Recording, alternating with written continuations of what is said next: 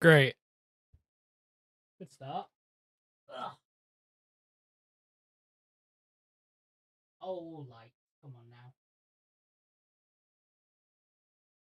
Don't be like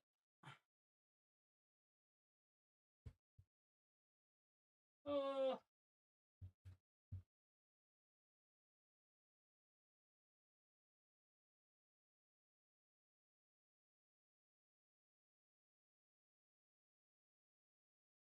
What the fuck is your problem?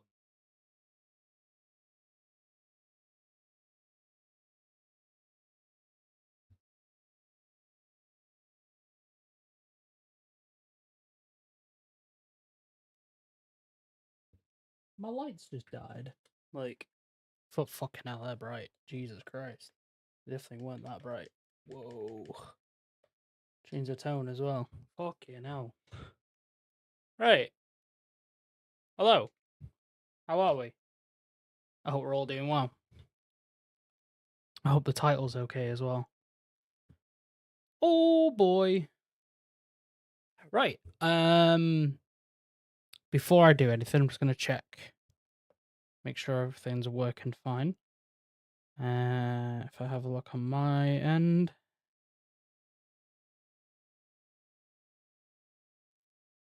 Let me have a check. Well, for one, that's not a vertical stream. So I don't know why it's saying it's a vertical stream. I have 2 streams run. I always have 2 streams run. And for whatever reason it swaps when I've got the vertical stream and the horizontal stream like working. But it keeps like swapping them for YouTube. I have no idea why. Oh, that's annoying. Why can't I do this straight from like the studio app?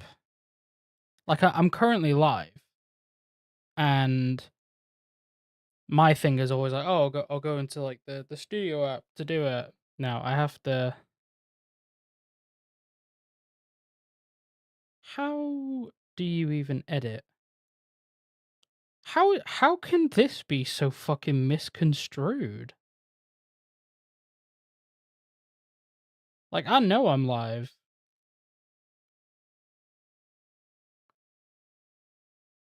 Edit that. There we go.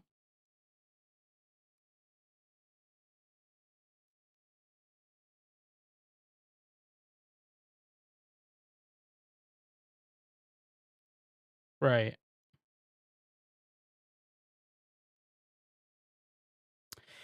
Silly.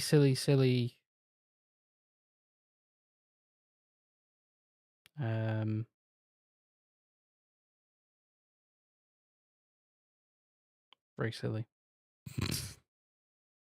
There you go. I've changed the thing.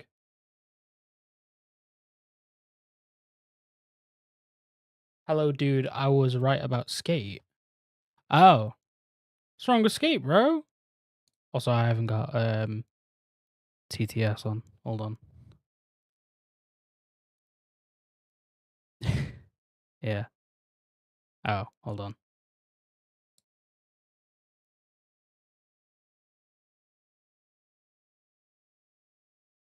What's wrong with skate? Also, I watched your video, by the way. It was good. Should be very happy.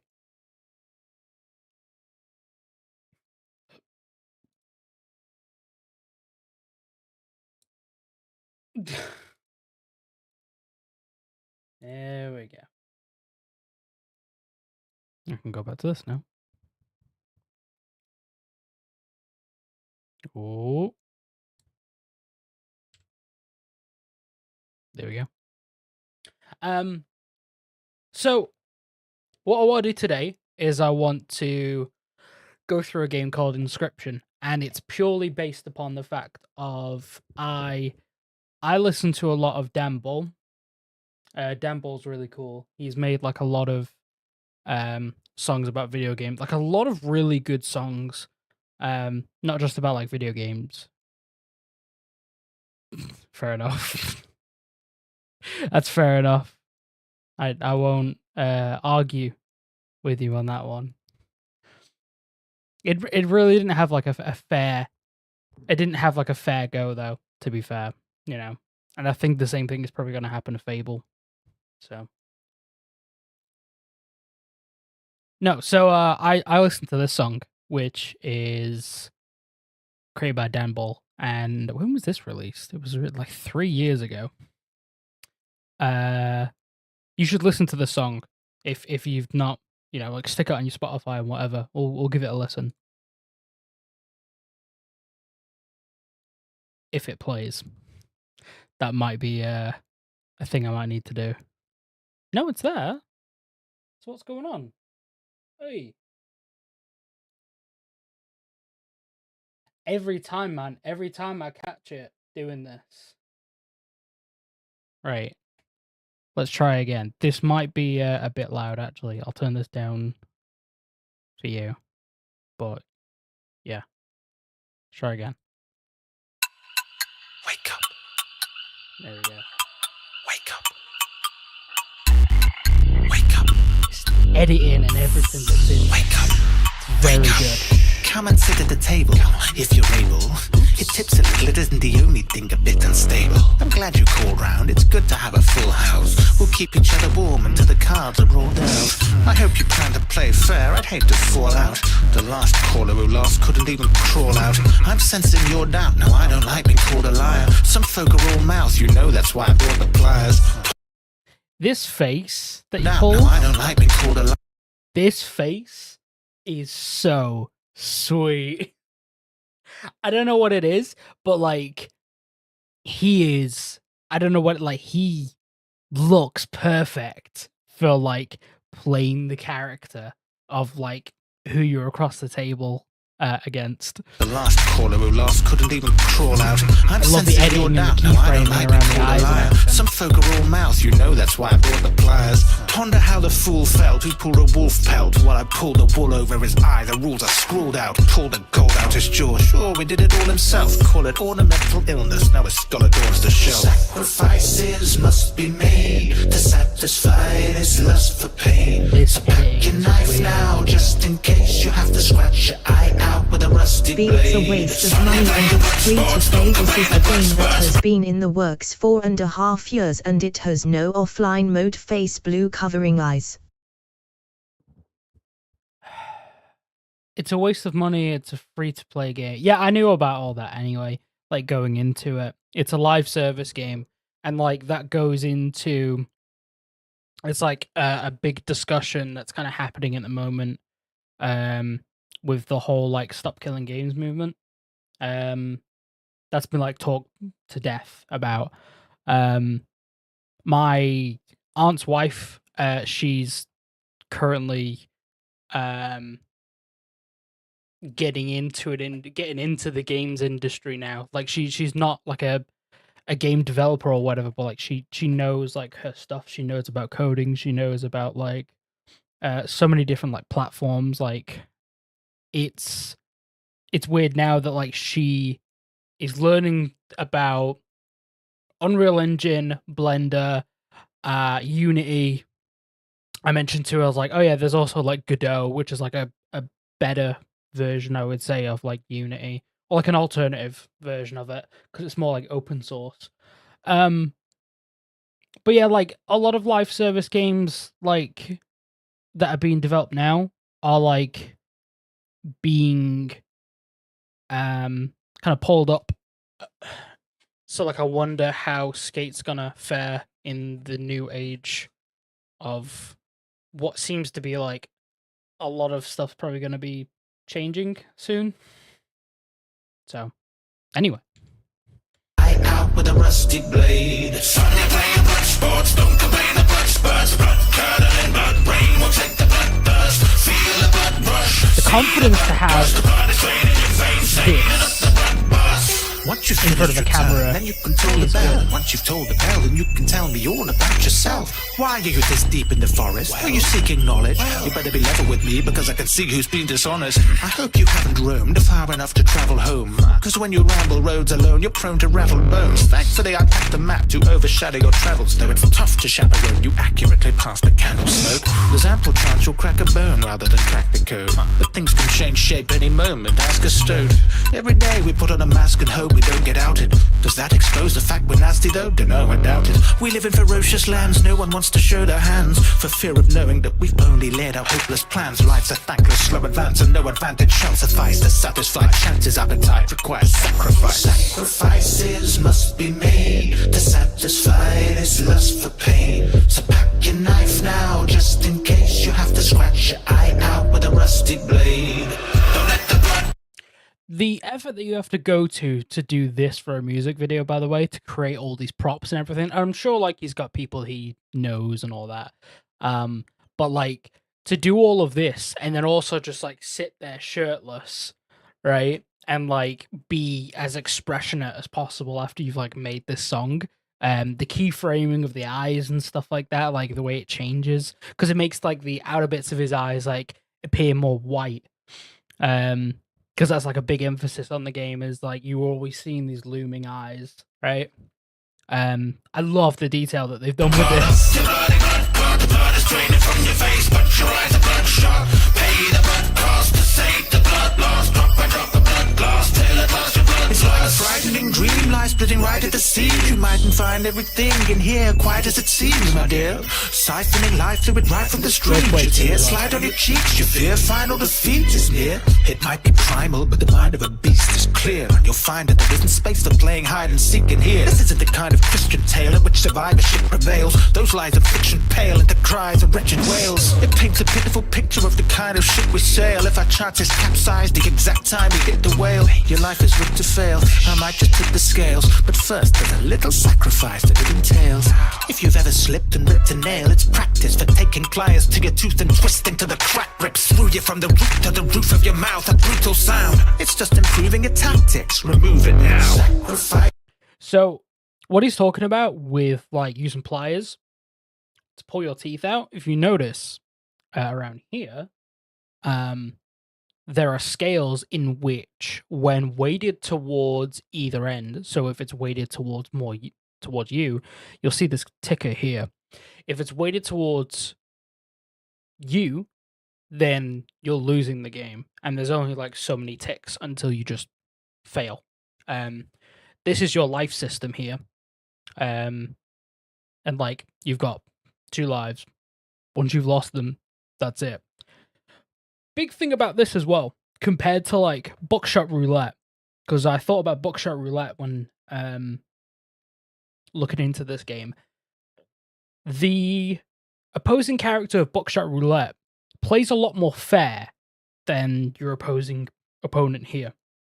Sacrifices must be made to satisfy this lust for pain. So pack your knife now, just in case you have to scratch your eye out with a rusty blade. Suddenly playing blood sports, don't complain of blood spurts. Blood curdling, blood rain will take the blood dust. Feel the blood rush, see the blood gush. The blood is draining your veins, staining up the blood bars. Don't let the blood clot up your bloody blood clot. The blood is draining from your face, but your eyes are bloodshot. Pay the blood cost to save the blood loss. Drop by drop of blood gloss till it lasts your blood loss. Dan Bull speaking. Thank you to my patrons for making this video possible. Buying and making all these props costs quite a bit, and your support helped a lot. Become a patron and get your name in future videos. Thanks to the Inscryption IRL Discord server, Cosfear, and David Hageman for their help too. Good stuff. Yeah, listen to Dan Ball's music. Dan Ball has worked with some incredible people. And like a lot of the songs that he's done, just on his own, like his lyrical work and everything. Like I'm not gonna bullshit you. Like I'm not a rap dude. I'm really not.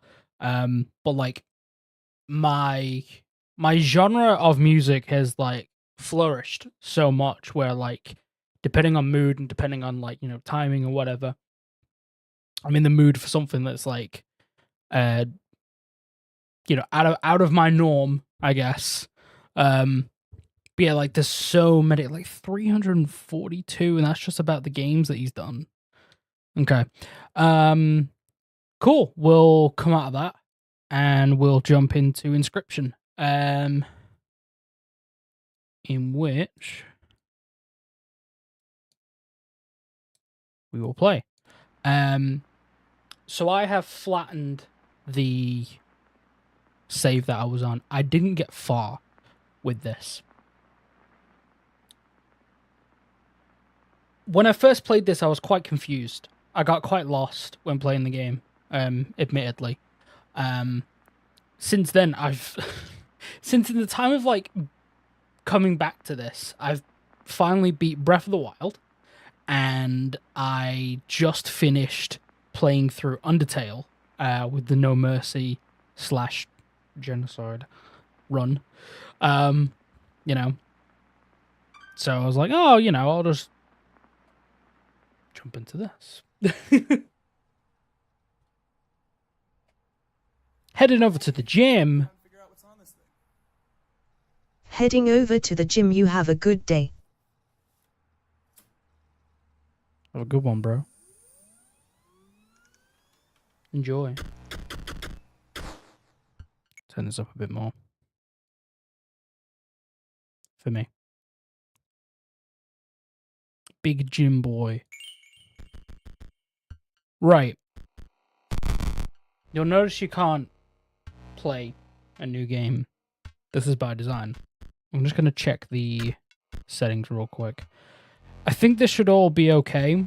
There is like a noise effect. I'm going to leave that off because it destroys the bitrate. I think that's as far as it can go up.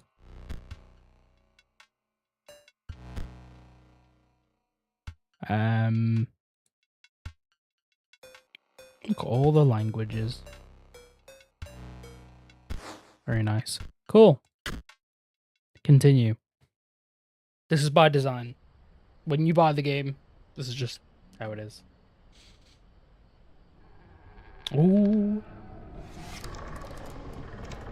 Look at those eyes. Another challenger. It has been ages. Perhaps you have forgotten how this game is played. Allow me to remind you.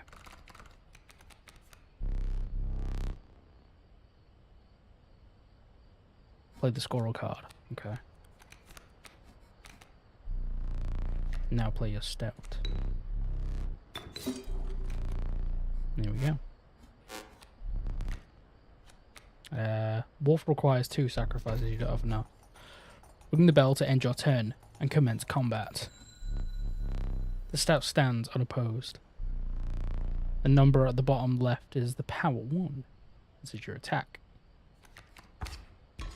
Bitch.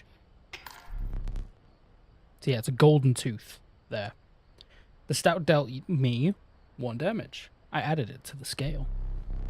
You win if you tip my side all the way down. Like this. My turn.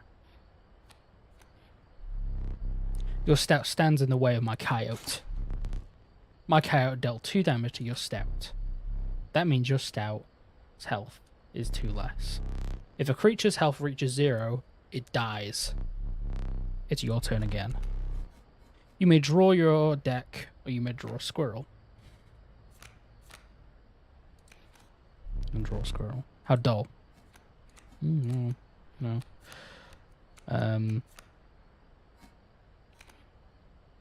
So I can't, like, yeah, I can't draw up on these unless I sacrifice both of them. In which, I don't think that's a good idea right now. Considering I wouldn't have anything. Oh, I didn't read that, sorry. Because you were learning, I will pass. Oh, okay.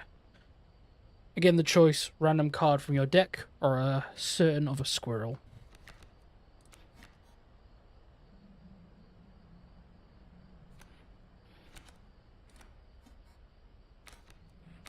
And then I will drop on these. Put this down.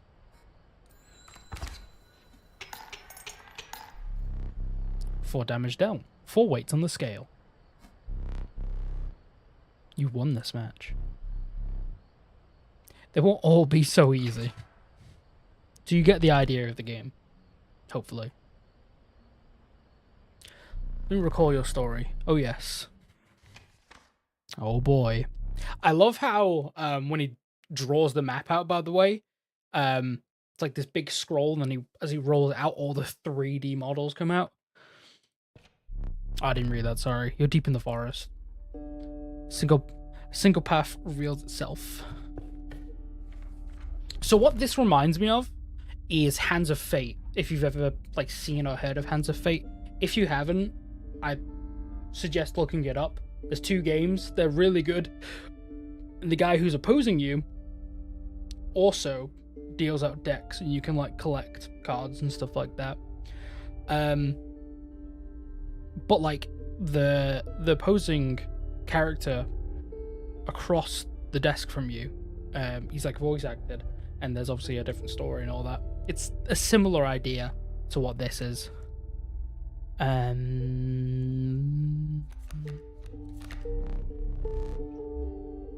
a damage from its poison or bite is always lethal. Undying Cat sacrifices the poor beast does not. Okay. Wait, what? When a card bearing the sigil is sacrificed, it does not perish.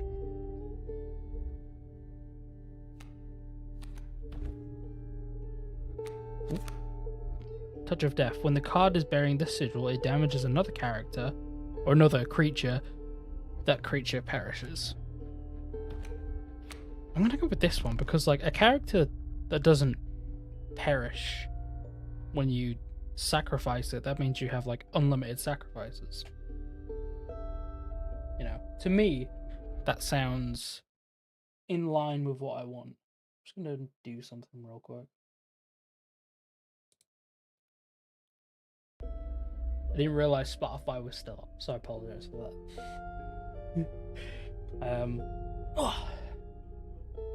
Right. Shall we continue? Another creature joins your caravan. The difference between this game and Hands of Fate is Hands of Fate actually has combat when you go into a battle, by the way, whereas this is just purely card play. So, give them both a try. They're quite good. Some of the creatures of the forest seem willing to follow you. You come across an abandoned sack. You found a squirrel in a bottle, break in case of emergency. And have a second. Thank you. Another useful implement. This will allow you to tip the scale with it. Pull your teeth out. 3 is as much as you can carry.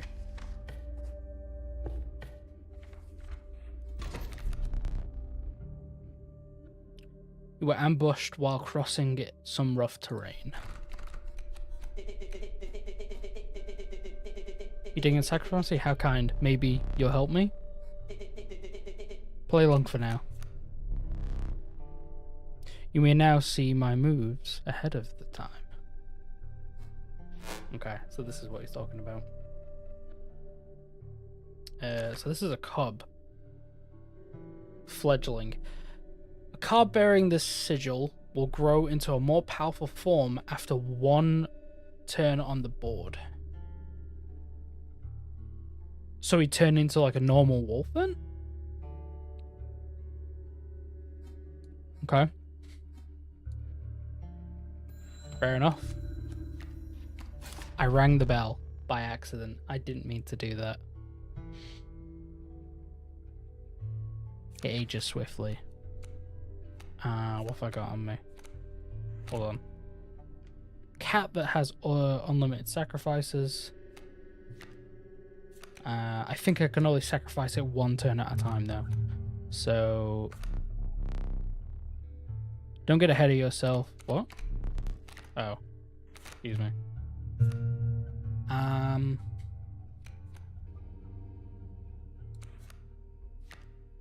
Let's play the wolf. You.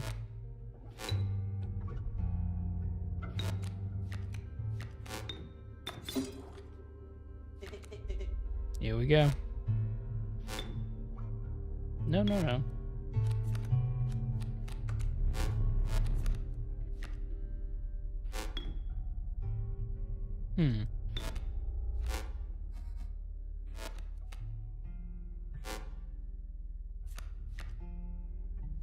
Okay, can I not put down, like, you know?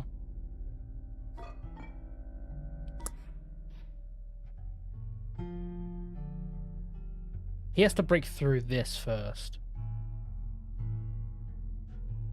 So that's okay for now. And he can't put anything here. So you have to break through those. So on that front, I should be okay.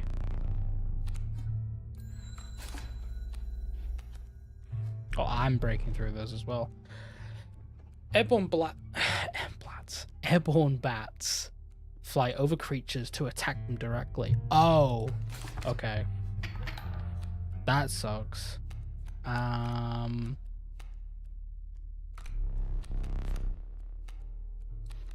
Squirrel.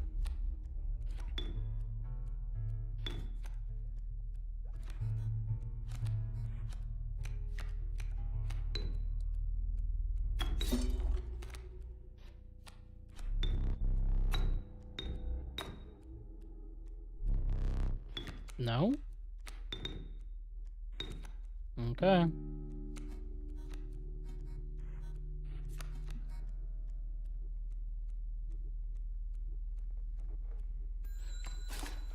This may go poorly for me.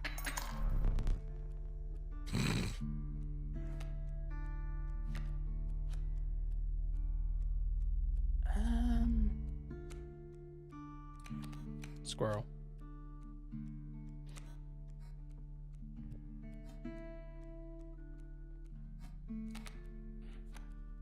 Say that. Because I can place you there. And this stays here.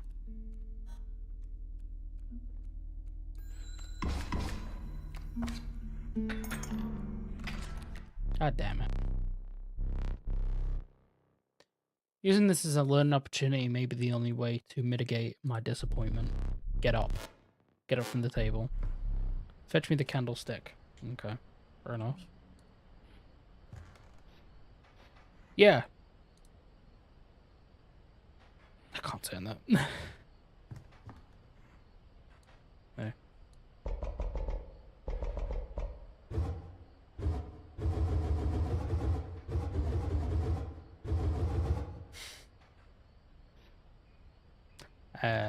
Candle. Bring it here.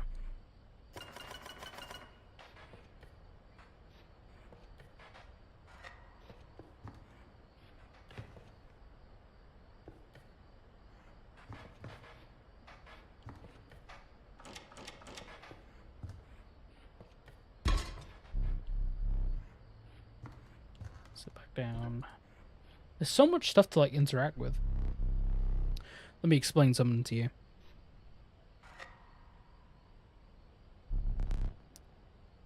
That was one of two mistakes you can make here. If you make another, I must sacrifice you. Now, where were we? That sucks. I suck at this game. Cub grows into a normal wolf, like I said. A meek sparrow. An inexperienced, if feeble flying.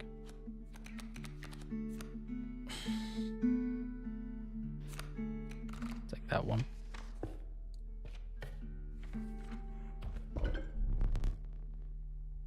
You stumble into some strange stones in the mist. You were compelled to choose a worthy sacrifice, one that will be lost forever.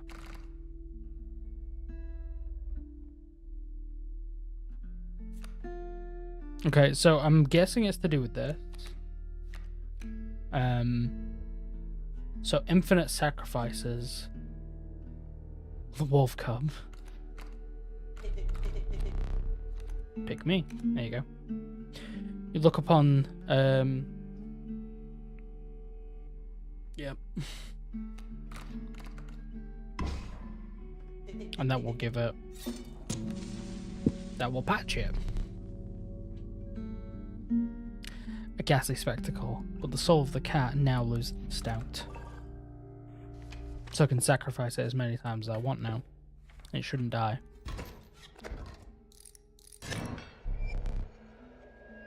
Behold my totem. It inscribes my canine cards with an airborne sigil. Okay. That's interesting. He's completely insane. You see that, right? No one doesn't care about it. Pathetic, really. Only kissing me around to watch me suffer. Okay, what have you got? Right. Fair enough. Right. You're lacking sacrifices for this stout. Right, okay, fair enough. Stick you there. Stick you there. Back on the board. Think. Take you.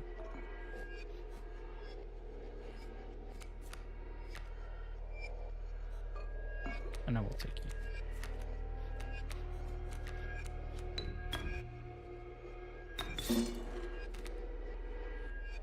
Oh, I could have used the...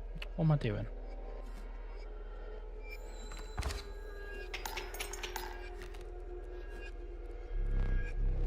Totem will grant my power of flight.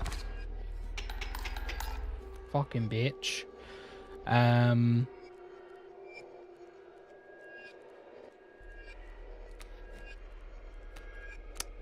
With where I'm at currently,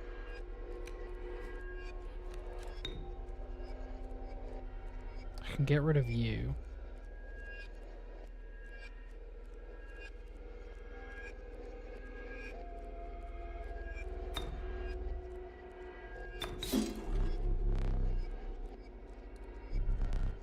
Mm-hmm. Yeah. Okay.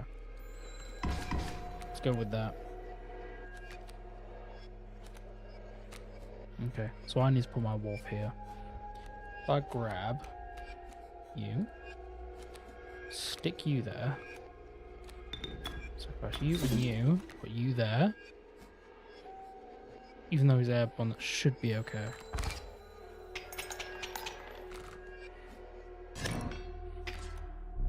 We're learning. Impressive. You may yet survive this ordeal. Wow, that is so cool. Knock on wood.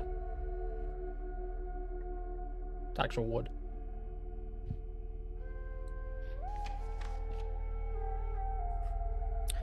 We have branching paths here, do we?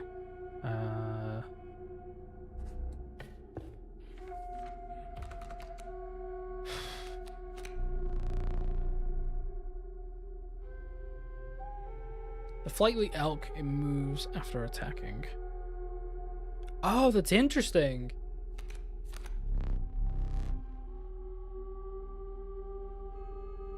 Light up on skies. Red wall.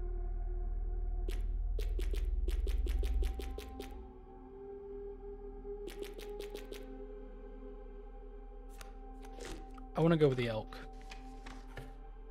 Because if it attacks and then it moves, you know, seems in line with whatever. This is a sacrifice totem. It is.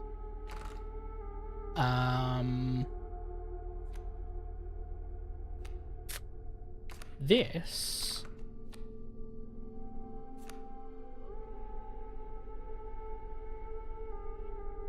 So there's these up here, right? If you can't see like on mobile, but like see these up here, right? These are, I'm guessing what they evolved to, because these, like, obviously they evolve into a wolf. this, I would imagine, is what like it would evolve into. And like, I don't know if it'd evolve into something better than like the River Snapper. I hope it does. But I've not managed to use this properly yet.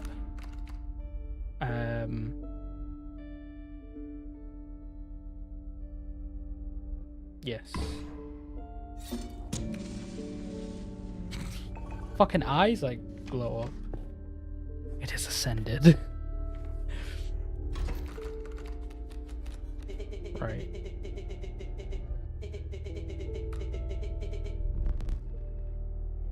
Be silent or I will tear you into shreds.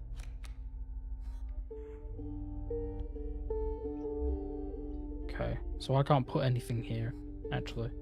Grizzly? That's not fucking fair, is it? Stick you there. I'm gonna stick you there. This spot? You sure? I want you away from the grizzly, don't I? Otherwise you're gonna get fucking annihilated. For now, it'll have to be enough.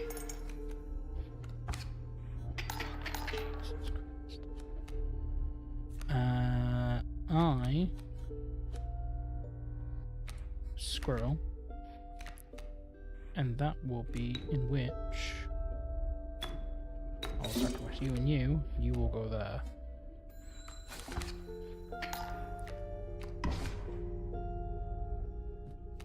There goes that. I have a wolf at my hand, in which I'll have to sacrifice.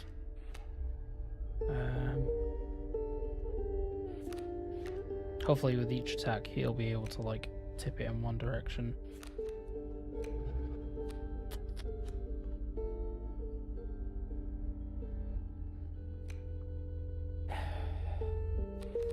Okay. Put you here. You and you. There.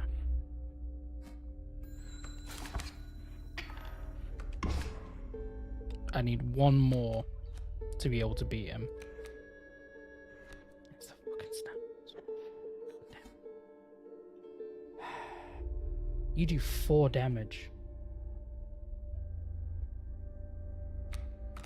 Me.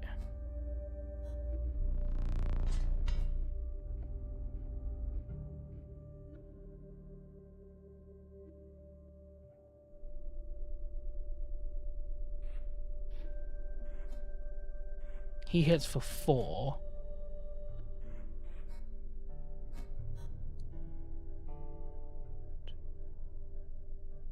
Yeah.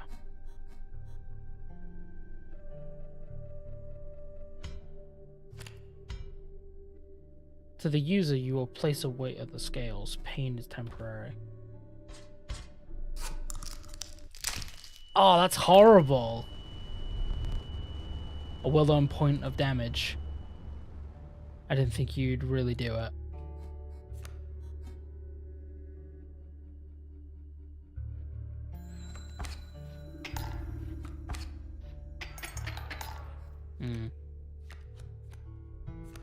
Right. You go there.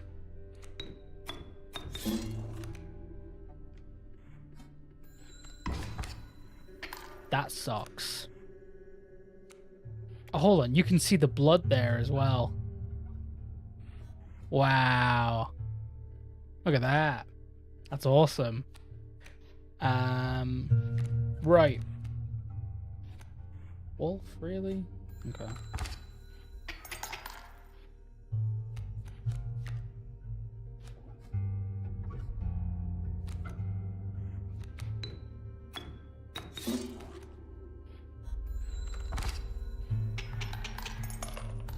There we go. That sucks. I'm gonna take my tooth out. Right. We should probably go for this bag here, actually. What do we have here? Porcupine. Sharp quills await those who dare to attack.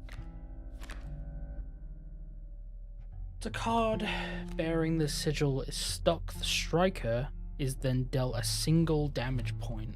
That's good. That's interesting. This just means I'm going to guess that I've got these. I'm going to go with the porcupine. I think I'm going to keep him like as he is. I have like a little umbrella. A rock may get you out of a hard place. It will deem it necessary. You may cut up one of my cards.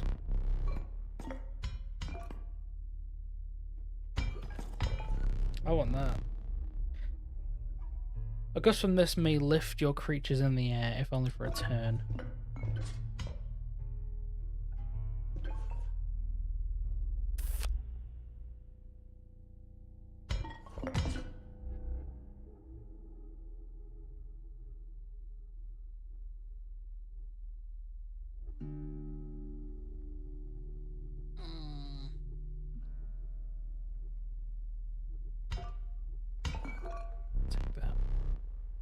Feeling overburdened enough?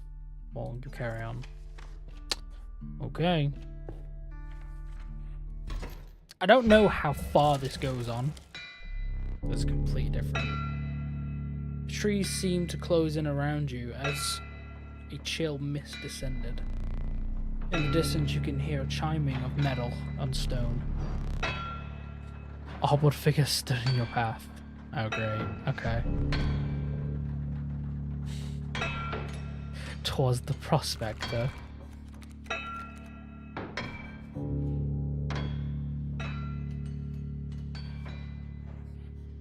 What is this? Can I walk away? No, because I'm in play. Okay. So a boulder here. New letter here. Okay. Let us think about this for a second.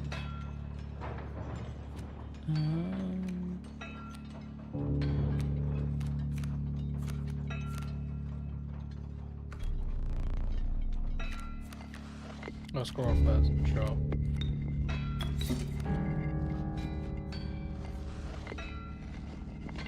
You do nothing. Mule is the key here. Because...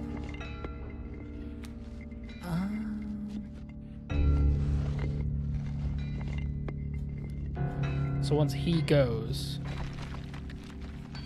then, you know, big. That sucks.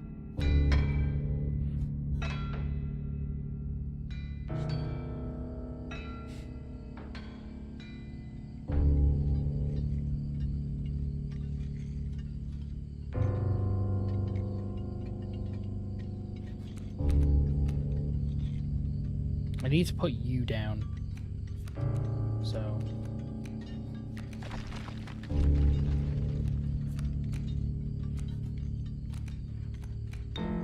Sorry.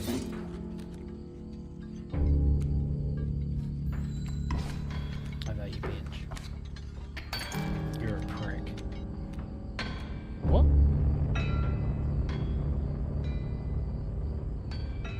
Oh, wow. Okay, evolved it. Elk needs 2. You there.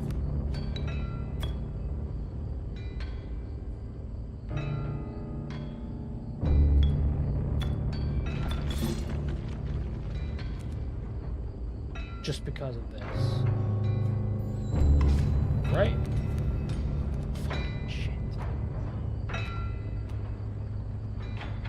He's gonna move here, and then I'm not gonna be able to like beat him because he's here.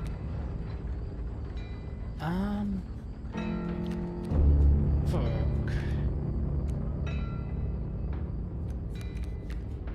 Put you there. Oh shit! Because you're gonna move left anyway. God damn it.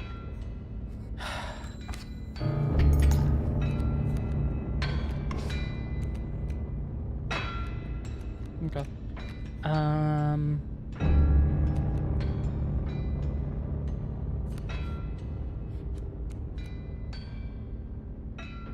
Where am I on to?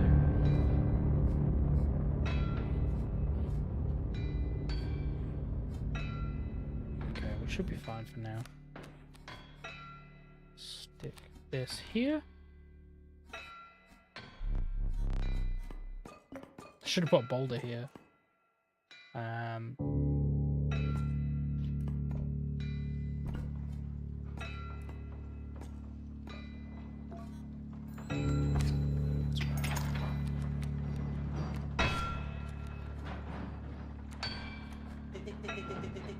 He's doing the prospector again. Easy, boss. The mule's the key.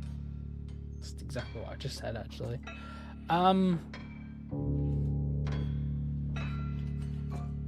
Yeah, no, bollocks of that. Have that.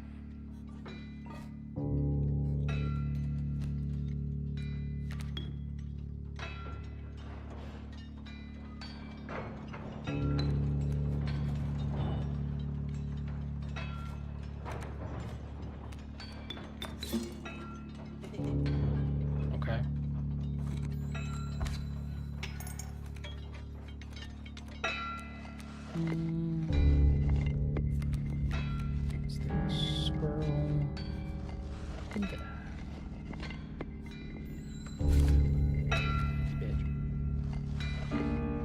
So because he's here, I can grab whatever for this. Go. You. There we go. Should be okay for now.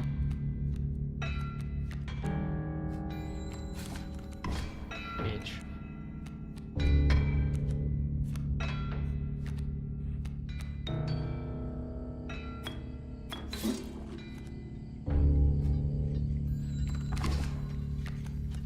Teeth.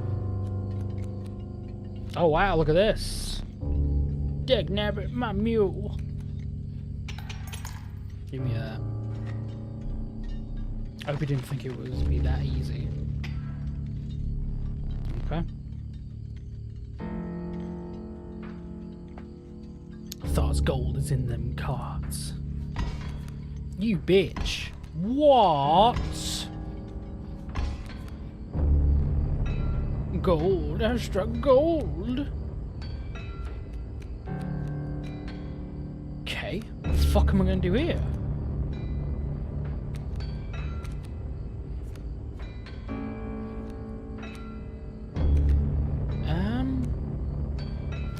What is this? Stinky. The creature opposing the card bears the sigil, loses 1 power. Alright.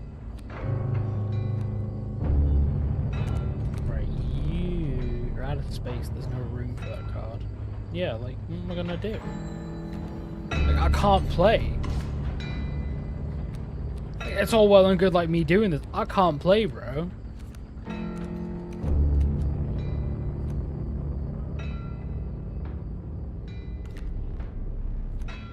Okay, you can go there. Yeah, should be fine. Because he'll attack over him as well. Yeah. Bitch.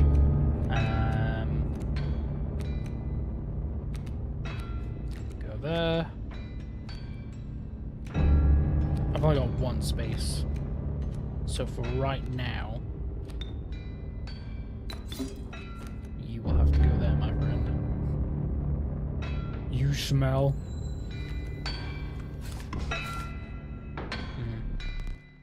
A battle has taken a toll on you. Your supply of new creatures is exhausted.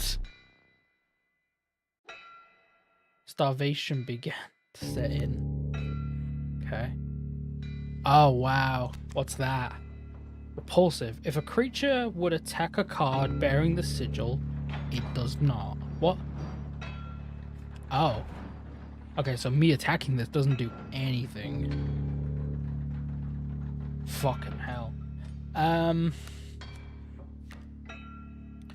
With what's in front of me, obviously I need to put this down. Fucking goddamn it.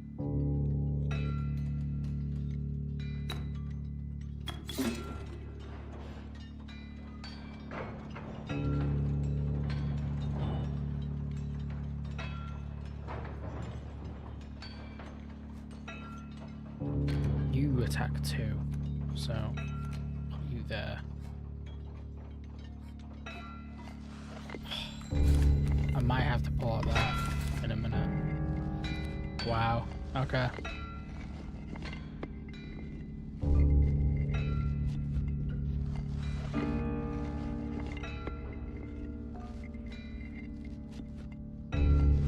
What can I do here? Like, I've got no cards. That, like, those scissors would have come in handy. This is all I've got at the moment. So, and he's not gonna get past him, I don't think. You're gonna have to go. You are gonna have to go there, my friend.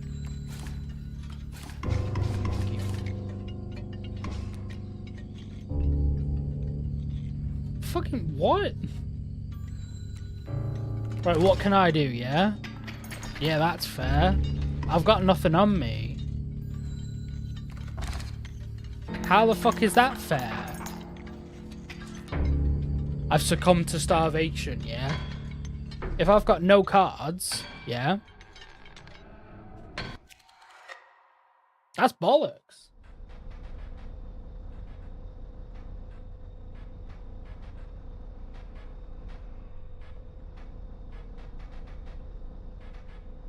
Literally died to starvation. You aren't dead yet. This isn't purgatory. Though you may think it that way. Before you expire, I must ask you a favour. I would like a memento. Your own death card. Quite plain at the moment, isn't it? We will work together to amend that. I want this to be perfect memento of you. Here are some cards from your mediocre deck. What do you mean? This is great. You can put them to good use. Draw the cost. Or they're both the same. They're both 2. Yeah, I can't, you know. They're both 2. And another. The power and health. This one? Yeah, because... Yeah. The sigil? I've got 1 sigil. Come on now. It's not really much of a choice in that, is there? There we go. Portrait. Oh my. Oh, I'm ready.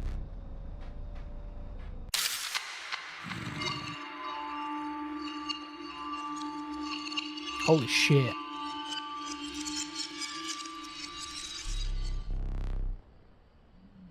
Ugh. That was brutal.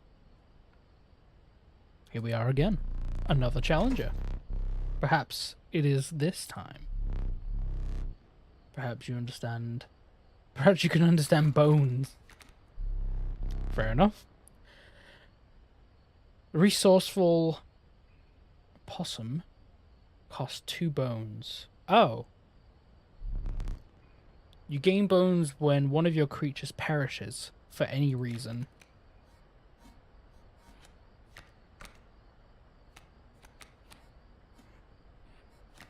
Okay. Well.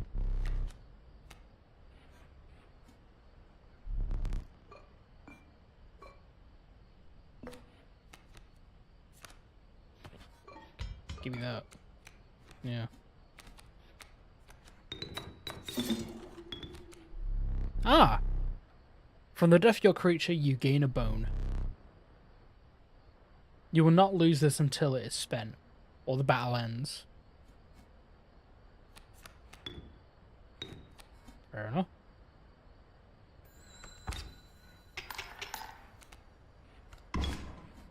Oh. It's a rattler. The rattlesnake, what?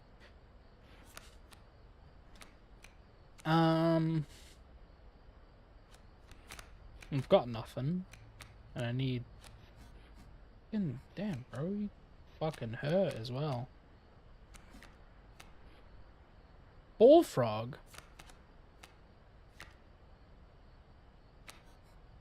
Put you there. Put you there. Yeah, have that eat swap.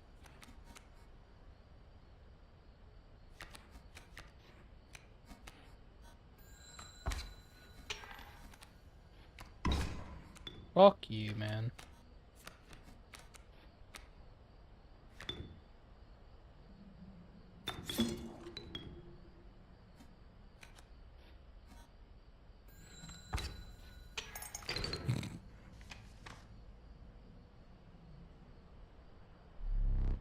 Oh.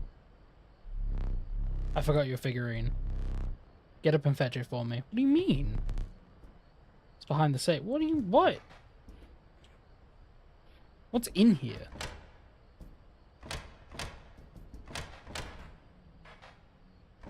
Oh, the numbers are here.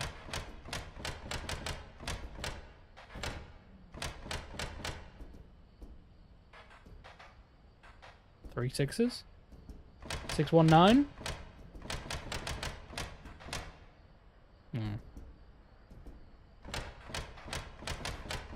911? 999? Okay, fair enough. Yeah.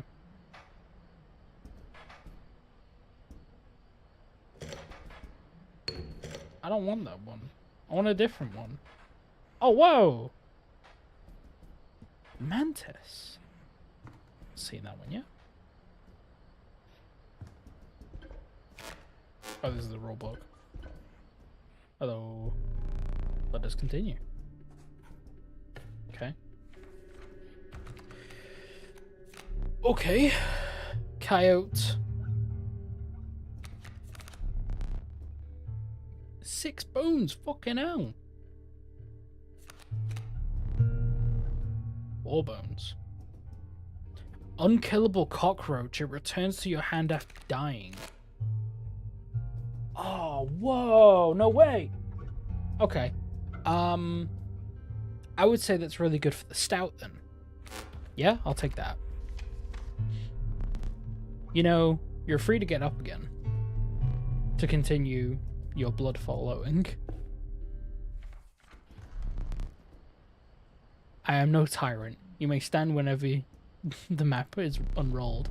It allows you time to plan your next encounter. But do keep your hands off my possessions. Okay.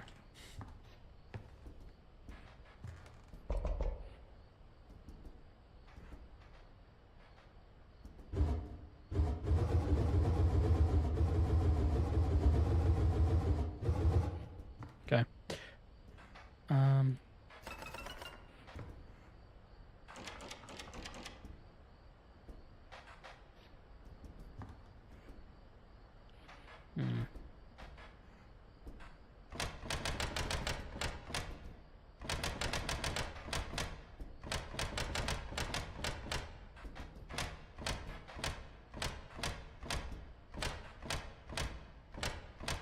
Let's try these.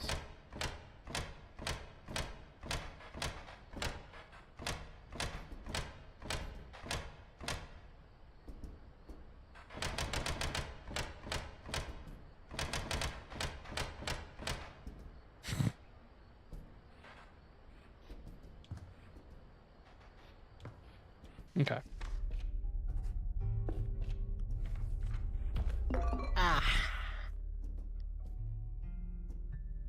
Some bone tokens from the rainy night.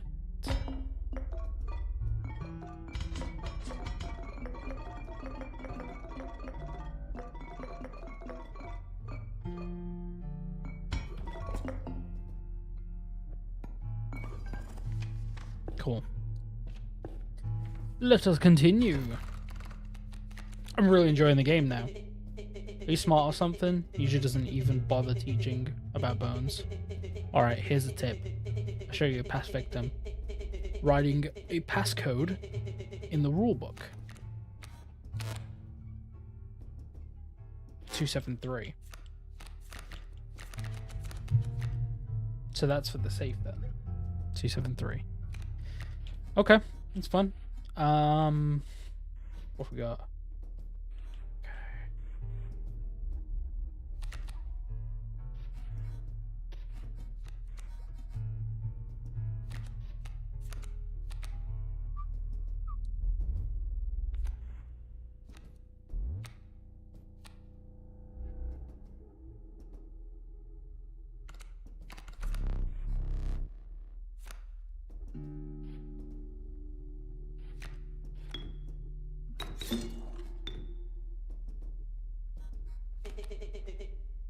Total misplay. What do you mean?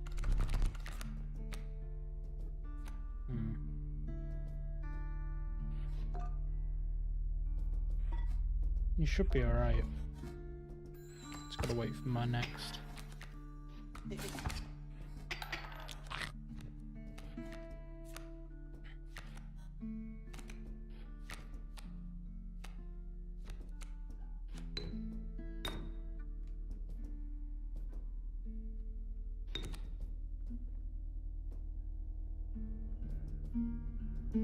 Does sacrificing you get rid of you? Because I've got barely any cards here.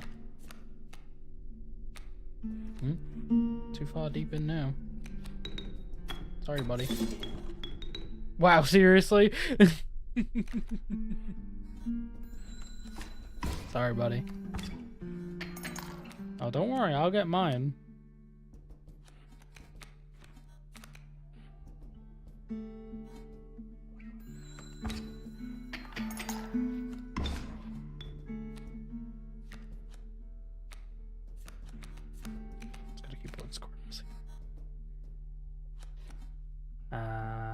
One here as well. I bet it's why.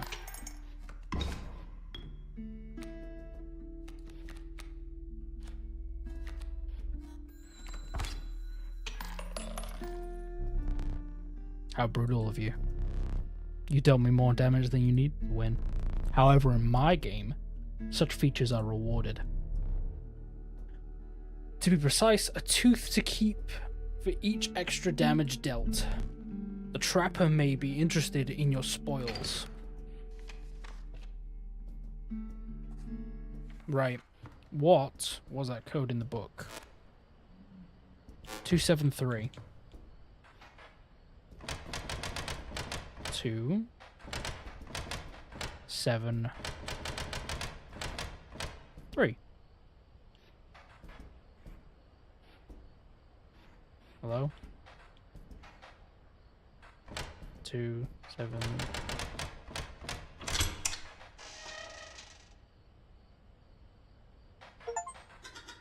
Stink bug. Oh, hello. I wasn't sure if I would ever escape that encrypt. The stout around. Ah. Put that away. Fuck you, man. Fuck you, bitch.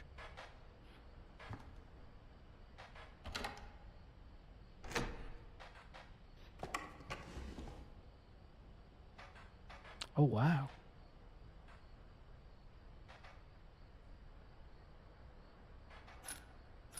What is this?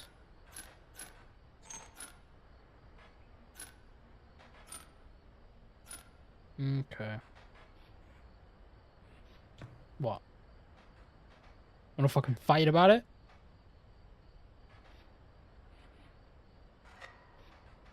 Yeah. Think of that shit. Huh? You like that? Fucking bitch. What?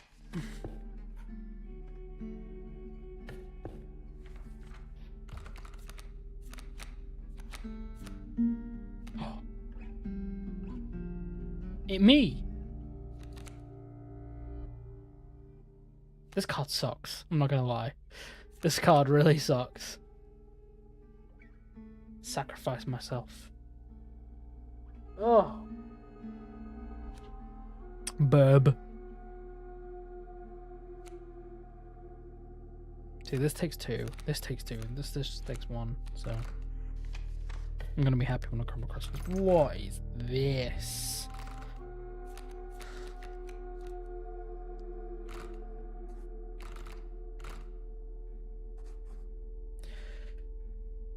Oh, okay. Let's go with this. Let's have a look.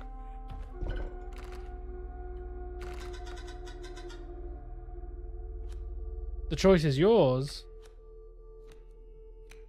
Oh, I don't want to get rid of you, obviously. This.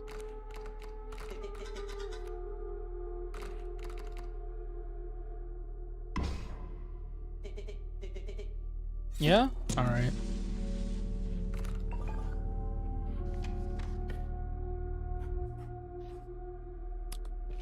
I don't know what this was.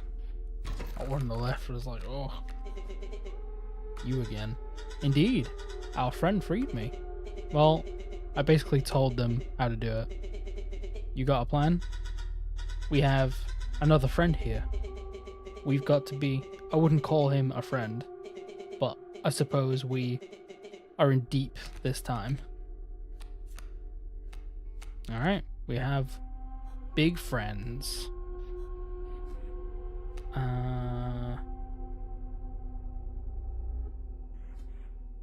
Pida. I don't do Pida. Stick you there. Stick you there, my friend.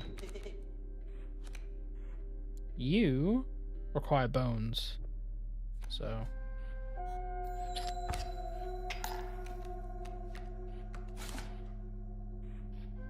So, possum. Okay.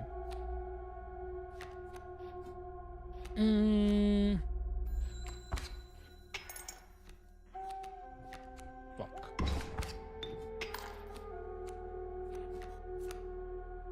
Okay. You go there. You go there. You go there.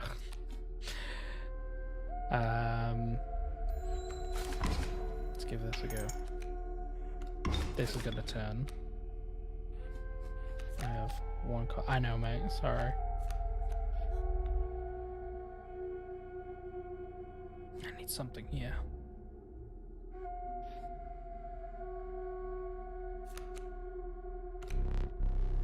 Stop. Draw a card. Oh.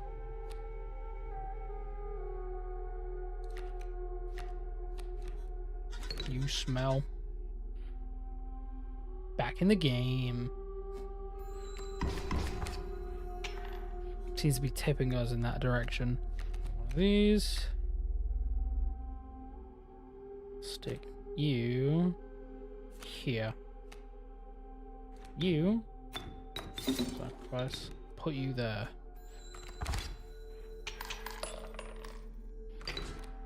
Sweet.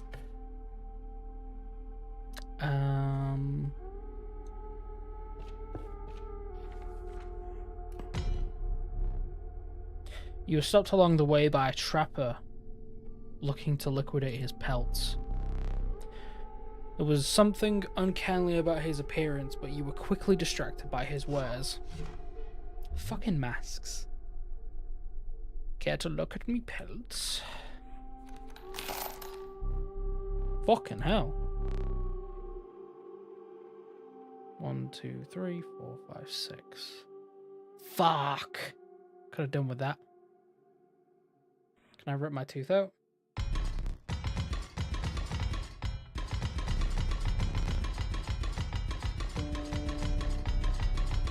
I want to rip my teeth out. You can't see it because of my camera, but like... Hold on. Yeah.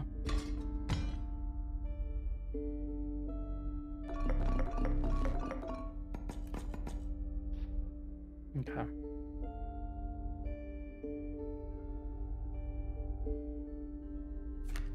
Go on them.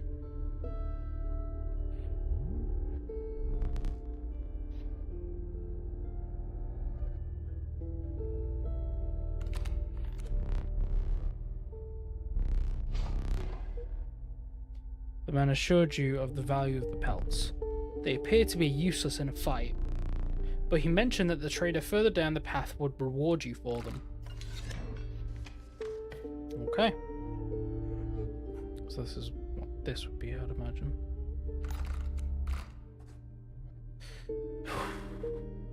We're okay in terms of a package.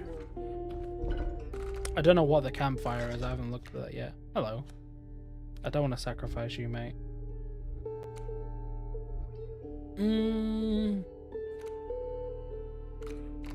You. You're stinky.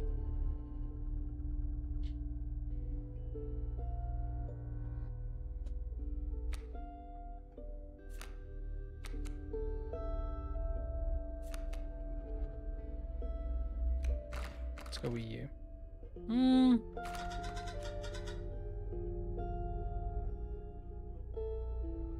The bullfrog is good though.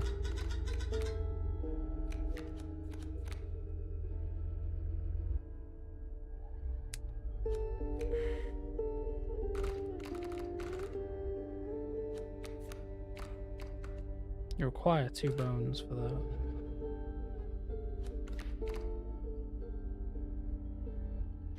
I think the sparrow. Yeah. The sparrow I can, like, give up. Holy shit, it's on his eye. That's sweet. Okay.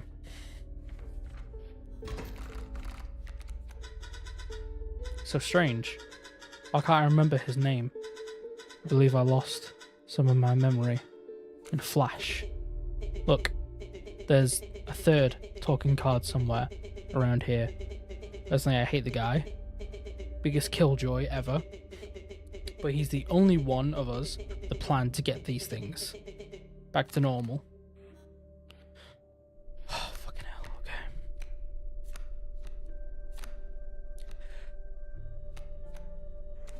Ah, okay. Fucking spider.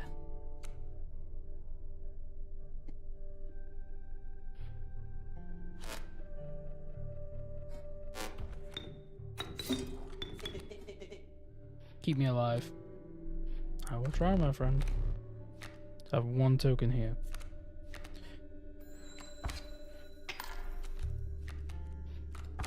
Bitch.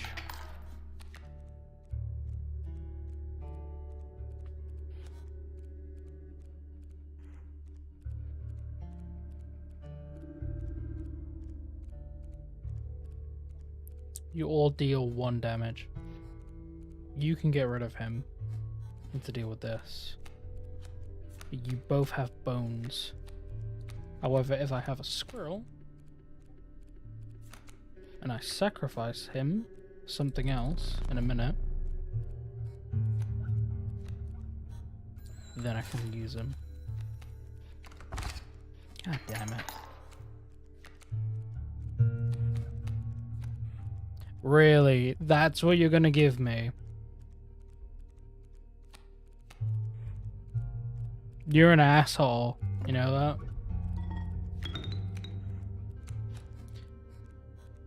Stick you there.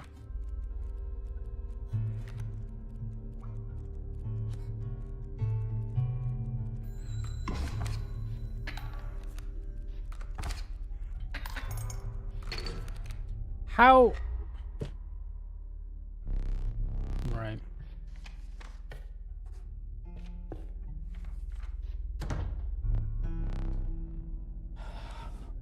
You encountered a small outpost in the woods tended by a mysterious woman. It was the trader that the old trapper had mentioned.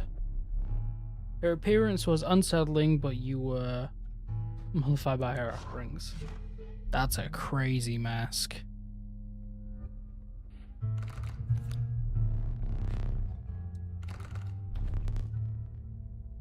Pretty sure I had a different one. So, I can trade you these. Take your time. What is this? What is this?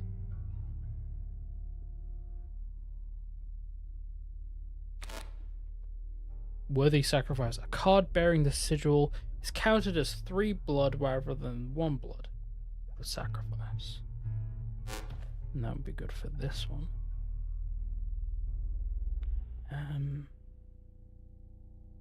This is a card that needs to be sacrificed. 8 for these. Fuck me.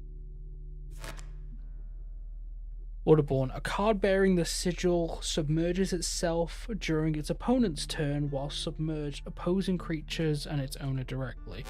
Okay, I want you.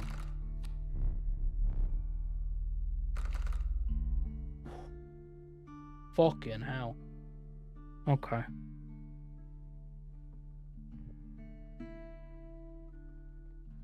Alpha.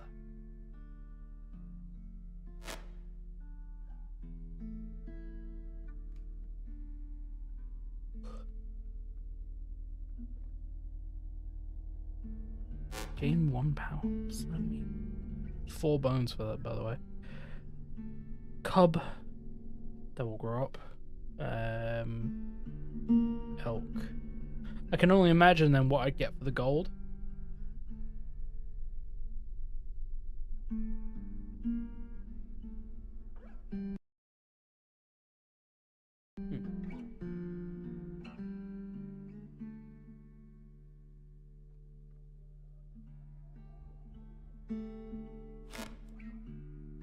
Bees within. Once a card bearing this sigil is struck, a bee is created in your hand. A bee is defined as 1 power, 1 health, airborne. The elk seems to be working really well. I do like the idea of the beehive, but it doesn't like you have to kill it first to be able to do that.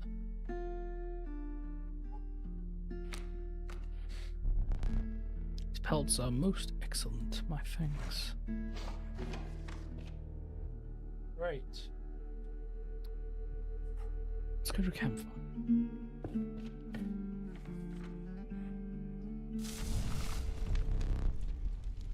Across a small group of survivors. Faces shrunken with starvation, They're huddled around a campfire. They looked upon your group of creatures and beckoned. Come, warm one of your creatures by the fire. Warm it by the fire. That will enhance its power. One noticed that. You notice that one of the survivors is wiping drool from his mouth. I'm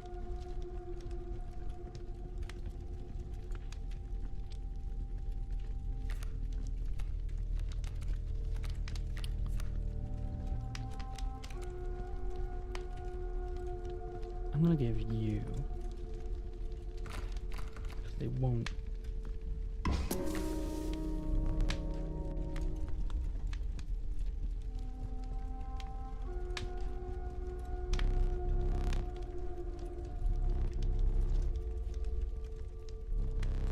Without a word, you pulled the stink bug away from the fire and left.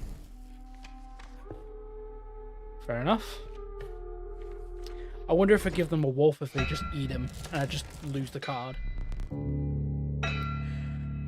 The incessant clacking between your ears. Path ahead was blocked by a I can't even read that word, I'm not even gonna try. Not the fucking prospector, bro. Fuck you, man. Prospector boss. Again. That wardrobe. He almost... Top left drawer. Puzzle was too easy. Let's get rid of this. Elk is what I need, I'm gonna be honest. Stick you here, my friend.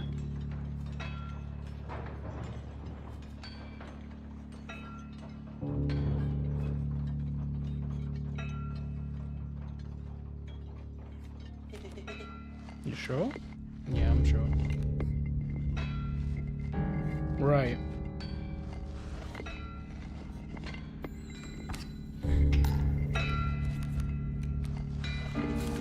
Fucking hell. You gotta deal with this first.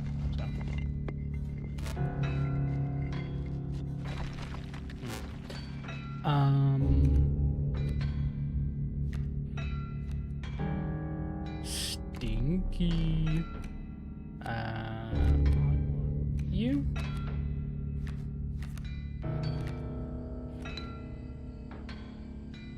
can't sacrifice you, so.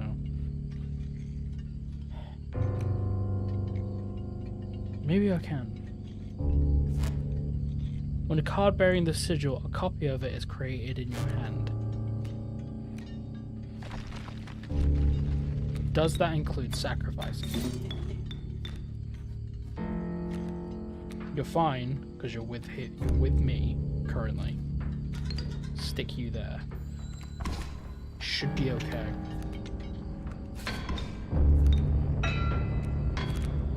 Two bones. Sorry, mate. I didn't mean to be like that, you know. Give me a bone. Yes.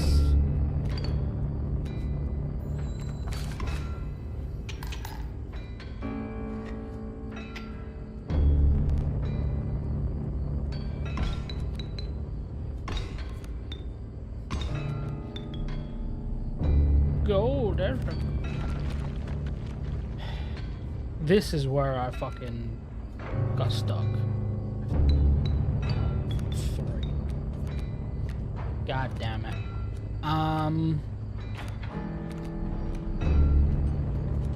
Can't sacrifice. You're a prick.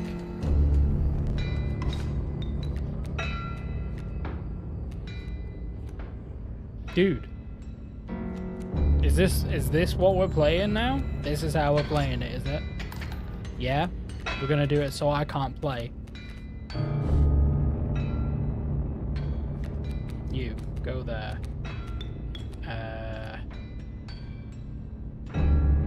Yeah, that should be okay. Frog.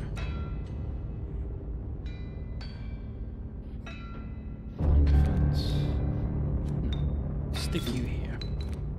Should be okay for that. I need a bone creature. Hold your breath. How? It's fucking gold. Dude. Like, you introduced these? Yeah?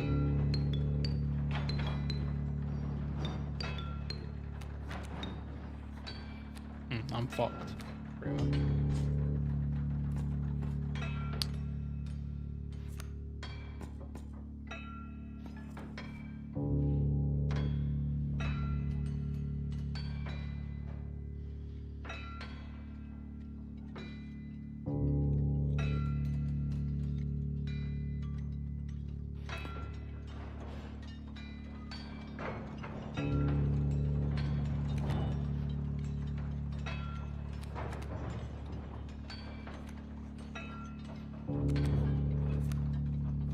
If I have a chance to get rid of this one, then I can, on the next turn, sacrifice this and get you.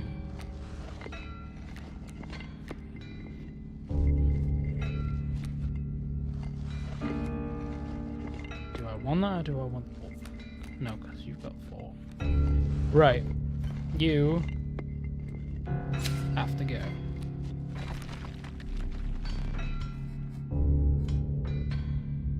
I also need to take my tooth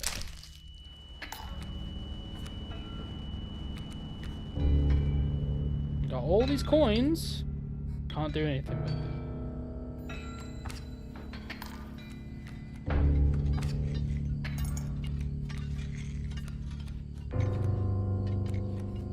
You, my friend, need to go there. Take you, put you there.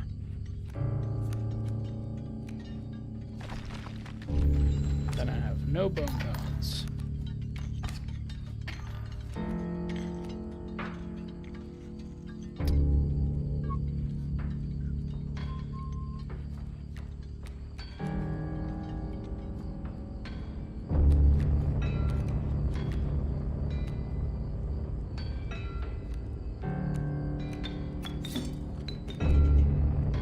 Well, what else am I gonna do? Like, give me a break.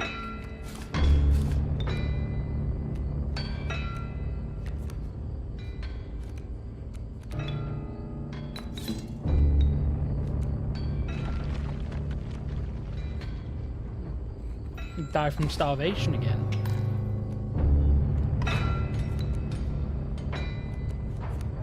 Can't do anything with this. Gotta put you there, mate. I've got all these. I can't do fuck all about it.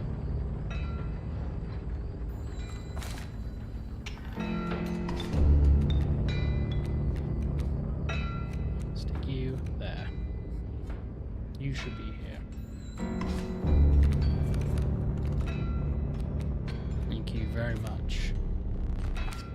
Fuck you, bitch. Right. You. Oh, well and good. You. Go there. Raven egg.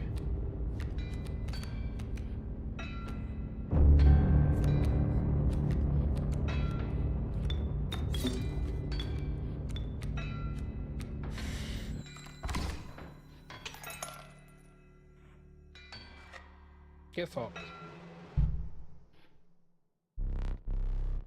Allow me to light your candles once more. I won't be killing you quite yet. I got a life back.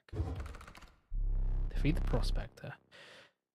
You're the first in a while to overcome a boss. As a reward, you've been granted an opportunity to select a rare card. Choose one carefully.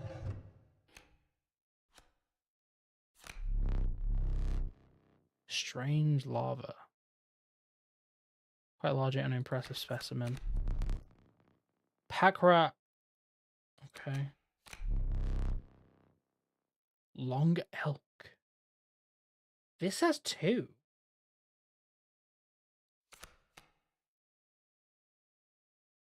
This has 4 bones, obviously, but like, I want you. So that's so mean. With the sound of the prospector's pickaxe still ringing in your ears, carried outwards. Onwards, excuse me. The rank smell of rotten mold permeating the humid air. I want to get to here because I want to sacrifice that elk. Every step forward was answered by some nearby slip or slither. You tread cautiously into the wetlands. I'm gonna go here because I want that. You arrive in an inky black mouth of a cave. That's sweet. A strange beast lurks within. It spoke, "Pass one of my trials, and I will be yours," in a raspy voice. 3 creatures will be drawn from your deck. You will decide your success or failure. Or they will decide your success or failure. It spoke again. But first, you will choose a trial. Trial of Bones. Draw 3 cards. Must cost at least 5 bones, which I don't think I have. Trials of Power. 4 attack power, which I don't have. 6 health.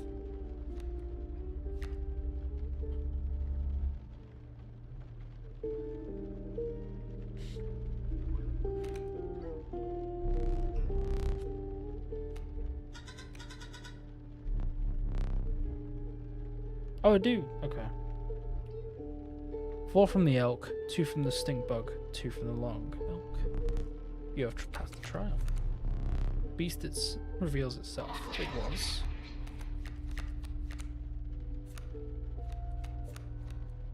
See, you're laced with this, and you can fly. It's just the cost of that sucks. When the card bears this sigil, damages the creature that perishes.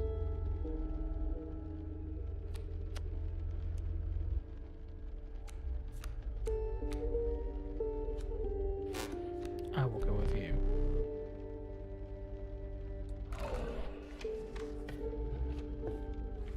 See, the mixture of like how these sigils work and how you can kind of like meld them and migrate them into each other is really interesting. Especially considering that you prioritize the 2 main character cards. So these also, for some reason, this just looks like clam dollars from SpongeBob. You are what I wanted to sacrifice.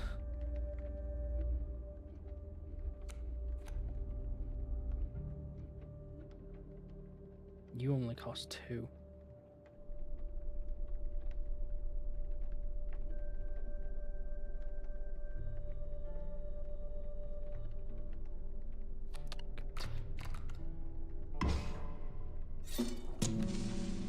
Holy shit.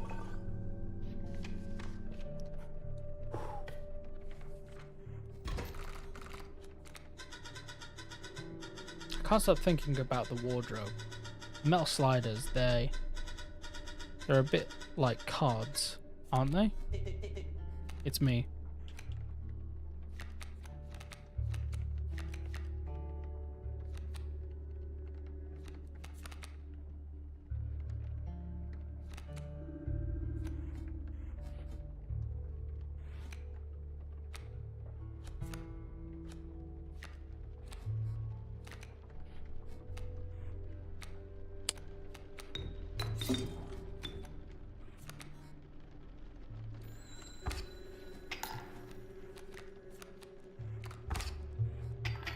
Damn.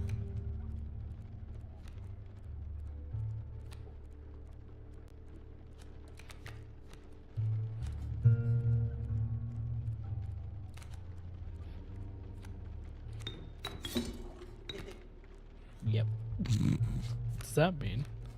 And I can stick you here. Cracking.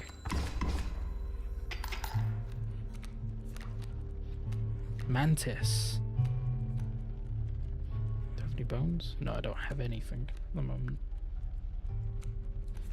Grab this. Stick you there. Holy shit, wow.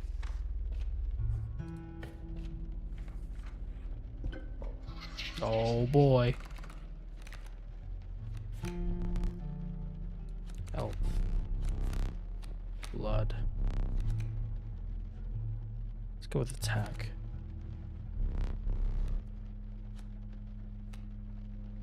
Five. Thank you very much. Ah.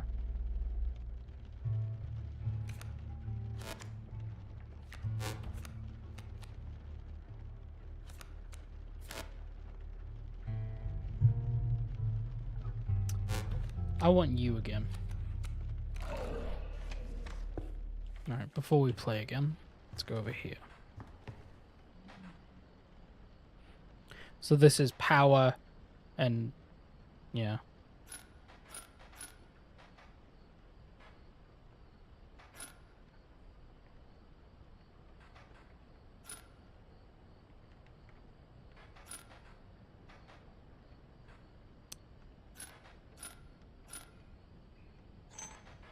Okay, so this is the board. Okay, I understand now. So this is essentially just me playing the game.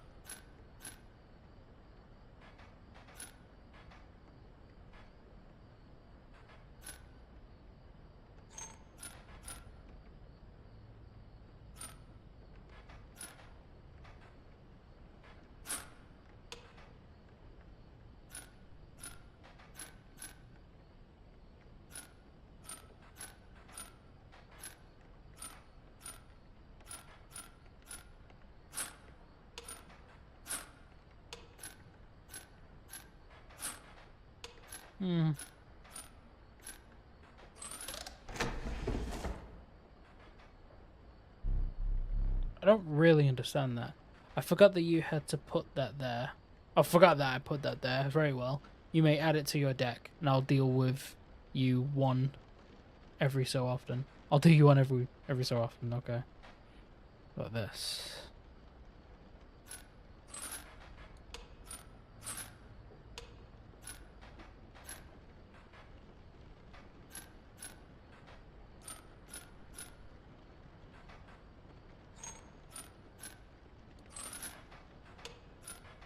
Don't really understand this, I have to say. Because I understand, like, the powers and everything, but, like, is this just, like, so it'll survive, essentially? You know? This has to, like, break out even. Because if this is here, this is in play. This and this is fine.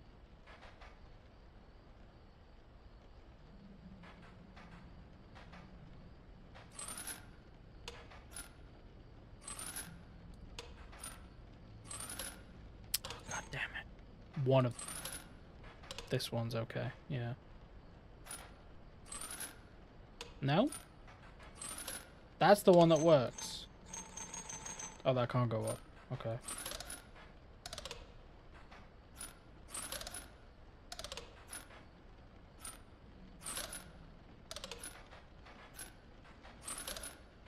No, that one. Okay, these nearly there.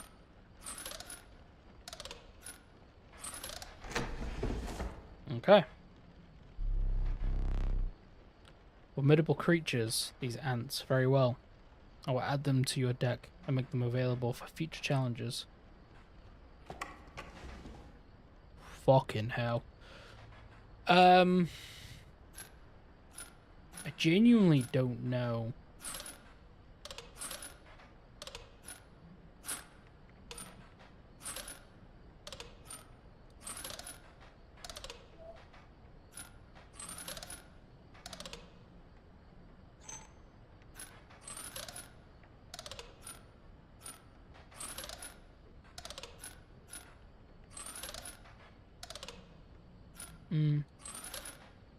No.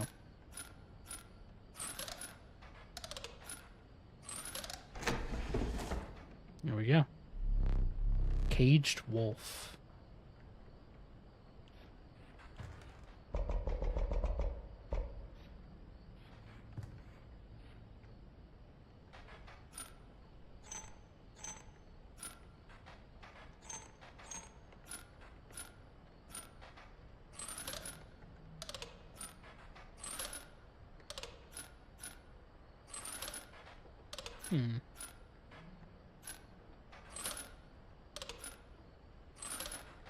No? Okay.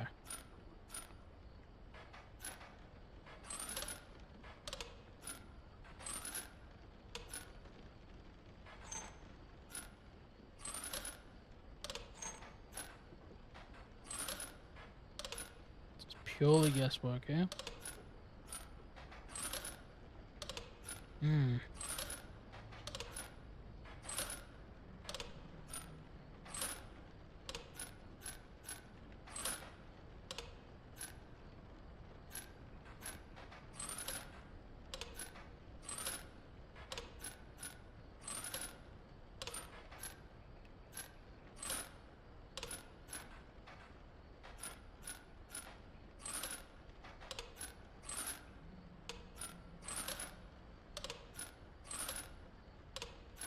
Two is there. Two. Two. Two.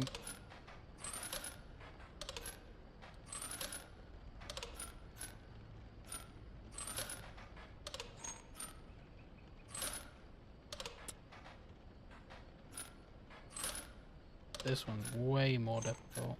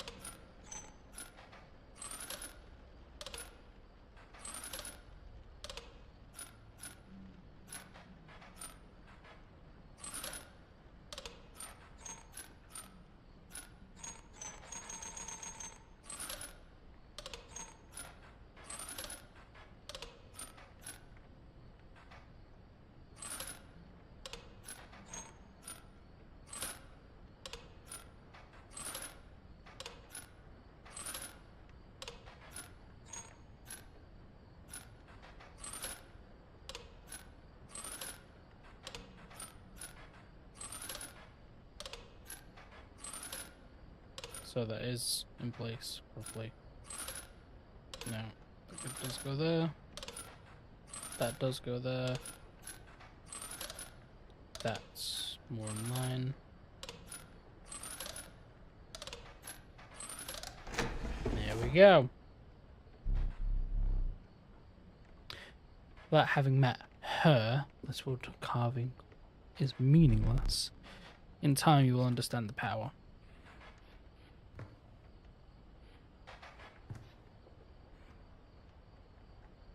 Ah, I'm gonna guess that's where that goes.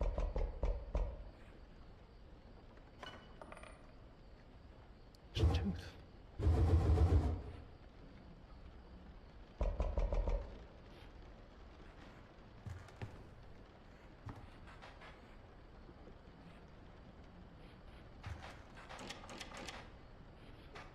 Right. Where are we at?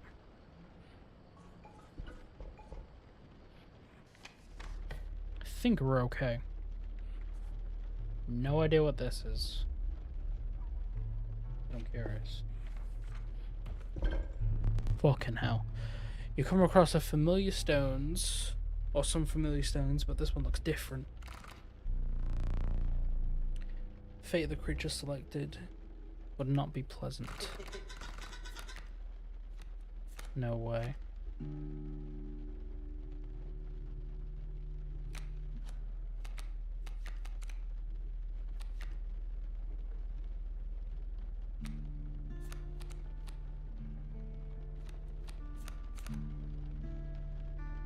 This one doesn't have numbers. The value represented by this sigil will be equal to the number of ants that you have that the owner has on their side of the table. Huh.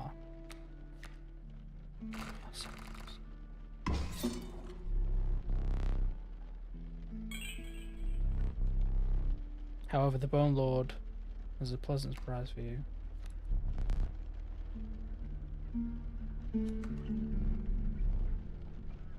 You shook off. Okay. Okay. Fair enough. Tamuyan.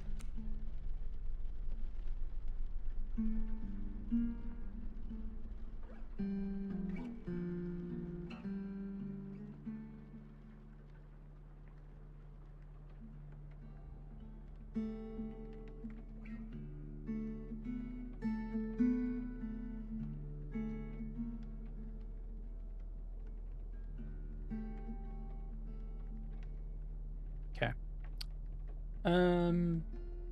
It's nearly 3.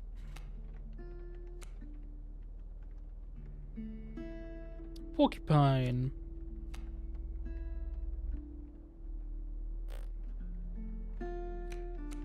Where are we at? Spoda.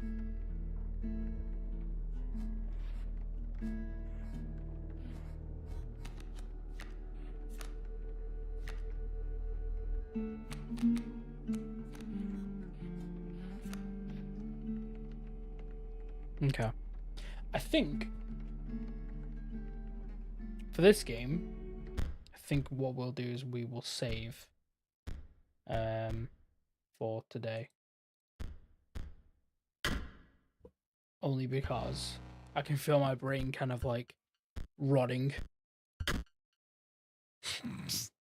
I can feel my brain rotting currently. For a sec. So, whoa! What a weird fucking. There we go. Is that not fully 16:9? Is that right? Okay, it's fun. Fit.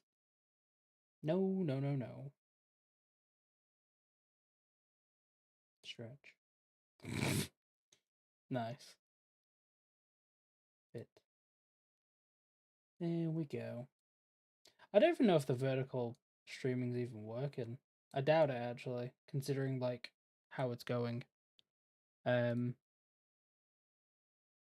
I doubt very much that it's like actually working. I will play something just to kind of like tone down a bit. Purely just to tone down. Bring up my Steam.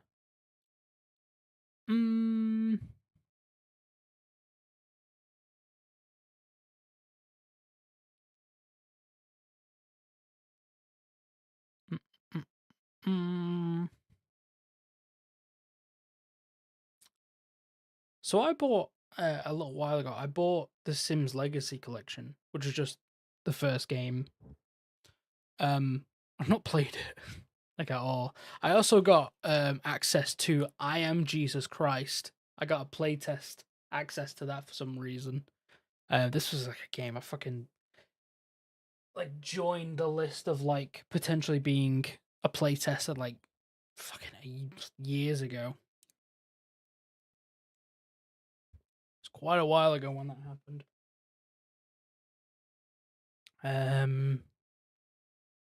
Yeah.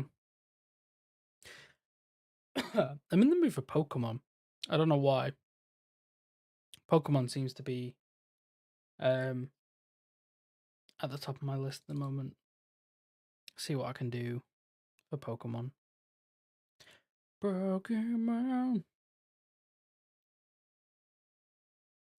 What have I been playing? Yeah, I played Crystal Clear. So I've never played like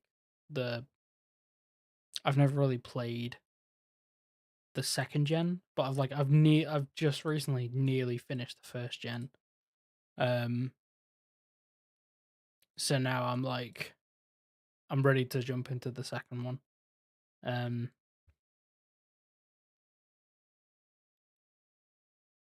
So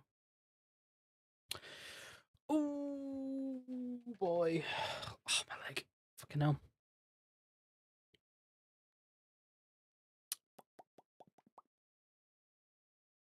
Have a skulk around my retro consoles, in which I own plenty of.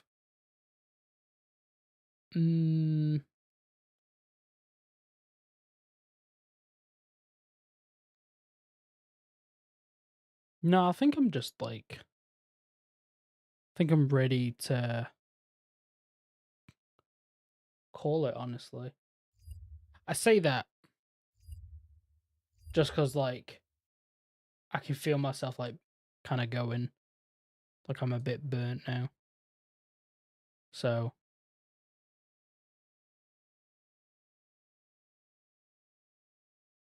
no idea what's going on with, I've no idea what's going on with, the stream, but, like, it's doing this, so. Oh boy, right.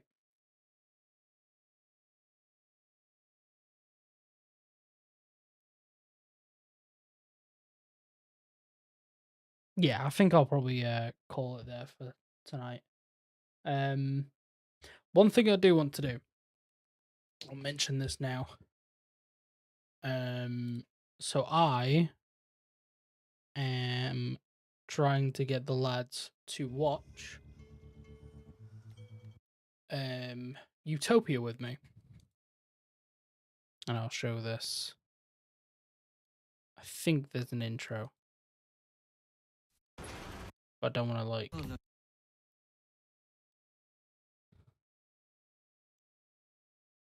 I don't want to kind of ruin it. I'll find a picture of it. Hold on. Like I don't want to get like annihilated with YouTube. So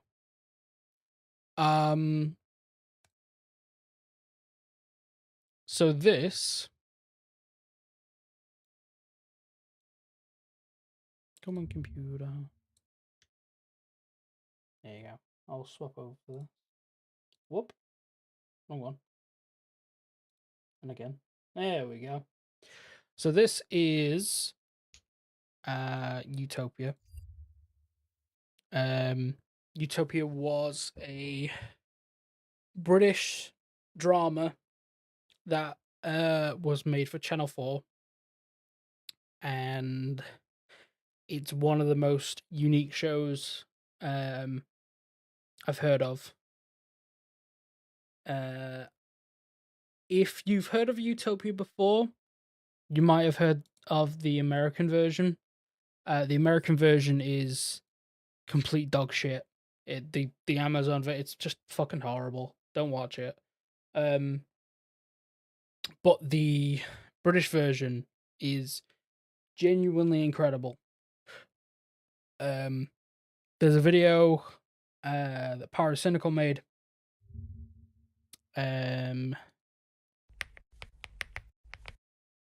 Paracynical Utopia. Yeah, there's a video that he made, and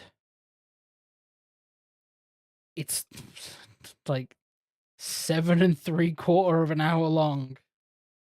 It's very good. This video's been about 8.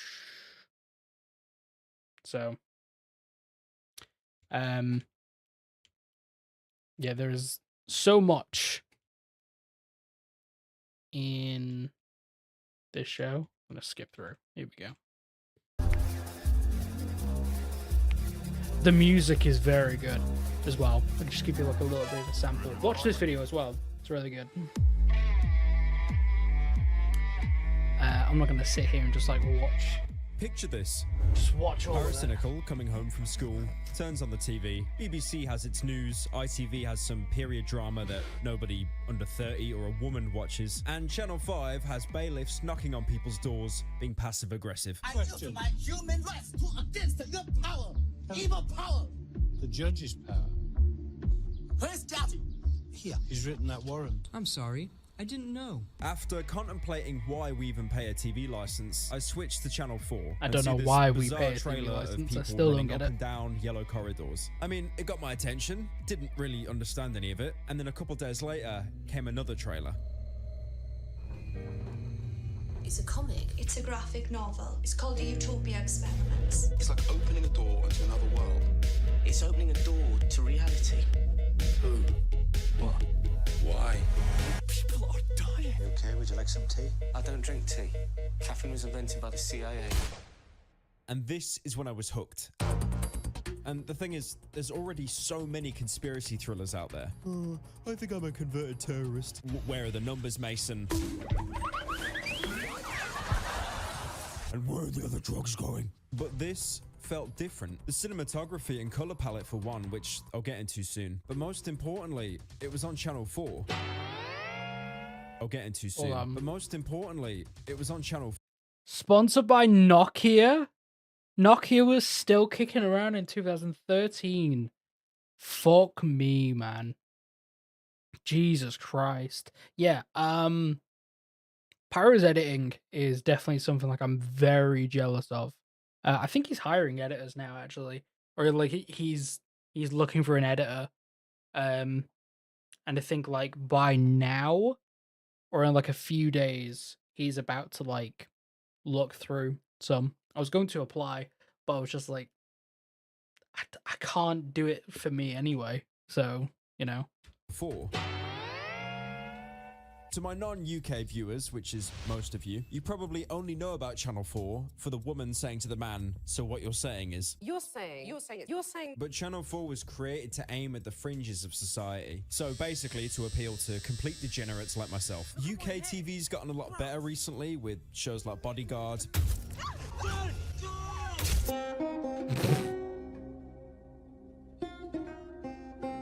But Man, I watched too much 2010s, football. There was a huge gap for young adult content. It was either murder mystery, hospital drama... This is better than Angry Birds. ...or men screaming bodily fluids out in public.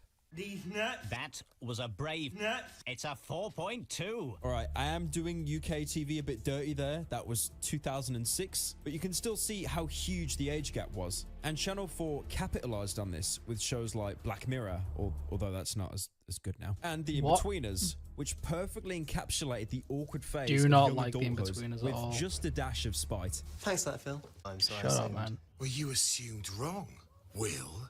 Very wrong. Sorry. do not like this show at all. Utopia was created by Dennis So Kelly, cringe. who is mostly known for theatre work, and directed by Mark Munden, and got the green light to commission 6 episodes from Channel 4. Now, 6 episodes sounds Fucking Metal pathetic, Gear. but keep in mind, the UK has a much smaller budget compared to its American counterpart. Look no further than The Office, with the US episodes going up to 28 a season, while the UK only having consistently 6, not including the 2 Christmas specials. All right, calm down, mate. I know there's a huge resurgence of smaller shows being recommended now, and, you know, people have that smug attitude of, Oh, I told you. I told you it was good all along. I mean, get real. that is exactly what I'm doing here, and I'm not afraid to admit it. If Breaking Bad can be shilled to everyone, I could do the exact same here. Fucking House I'm of the not out of Dead. touch. You are. I'm not the street guy, yo. Okay, boomer. I'm going to briefly explain the opening to the show to give you an idea how it all works. We get an opening with a wide static shot of farmland, while a radio talks about the skyrocketing prices of food. The government's coming under increasing pressure to take urgent action to reduce the soaring cost of food. We cut to a comic shop just after closing hours. The camera shifts focus to 2 men entering the shop and closing the shutters behind them. One of them pulls a lead pipe out of a bag. It's already blatantly obvious what's going to happen, but just stick with me here. The larger man asks where a comic is he's recently sold to someone, You like this? while the thinner man kills one of the staff with a pipe. Close. And this is what I love. Look how he sets up that man to kill him, literally taking his arm and instructing him to turn around. They didn't run in here like it's a heist. All right, everyone get down on the ground and no one gets hurt. Whoa. Whoa! Boxerama! This is a slow but progressive takeover. And even seeing What I love about Pyro's videos is the fact of like there are so many references to just so many different things that I'm like, oh, I know that. Oh, I know that. You know, and that's kind of like the comedy. one battered to death on the floor, the others barely move. I mean, in reality, would you? We all fantasize about being in this situation, you know, like stopping an attacker, but in reality, without prior training or massive leg work on your fight or flight, most of us would just stand there helpless to do anything, but be a passive observer, just hoping that you're not next. Oh, can I go? Can I just go, please? Not yet. And then this amazing soundtrack slowly kicks in, distorted and heavy breathing, perfectly encapsulating the scenario. Your shop, the Music's place you've worked very out for good. so many years, in the span of about 35 seconds, has been turned into your prison with no way out. They cause a gas leak to make it look like it's an accident, and this is where that rare amount of black comedy slips in.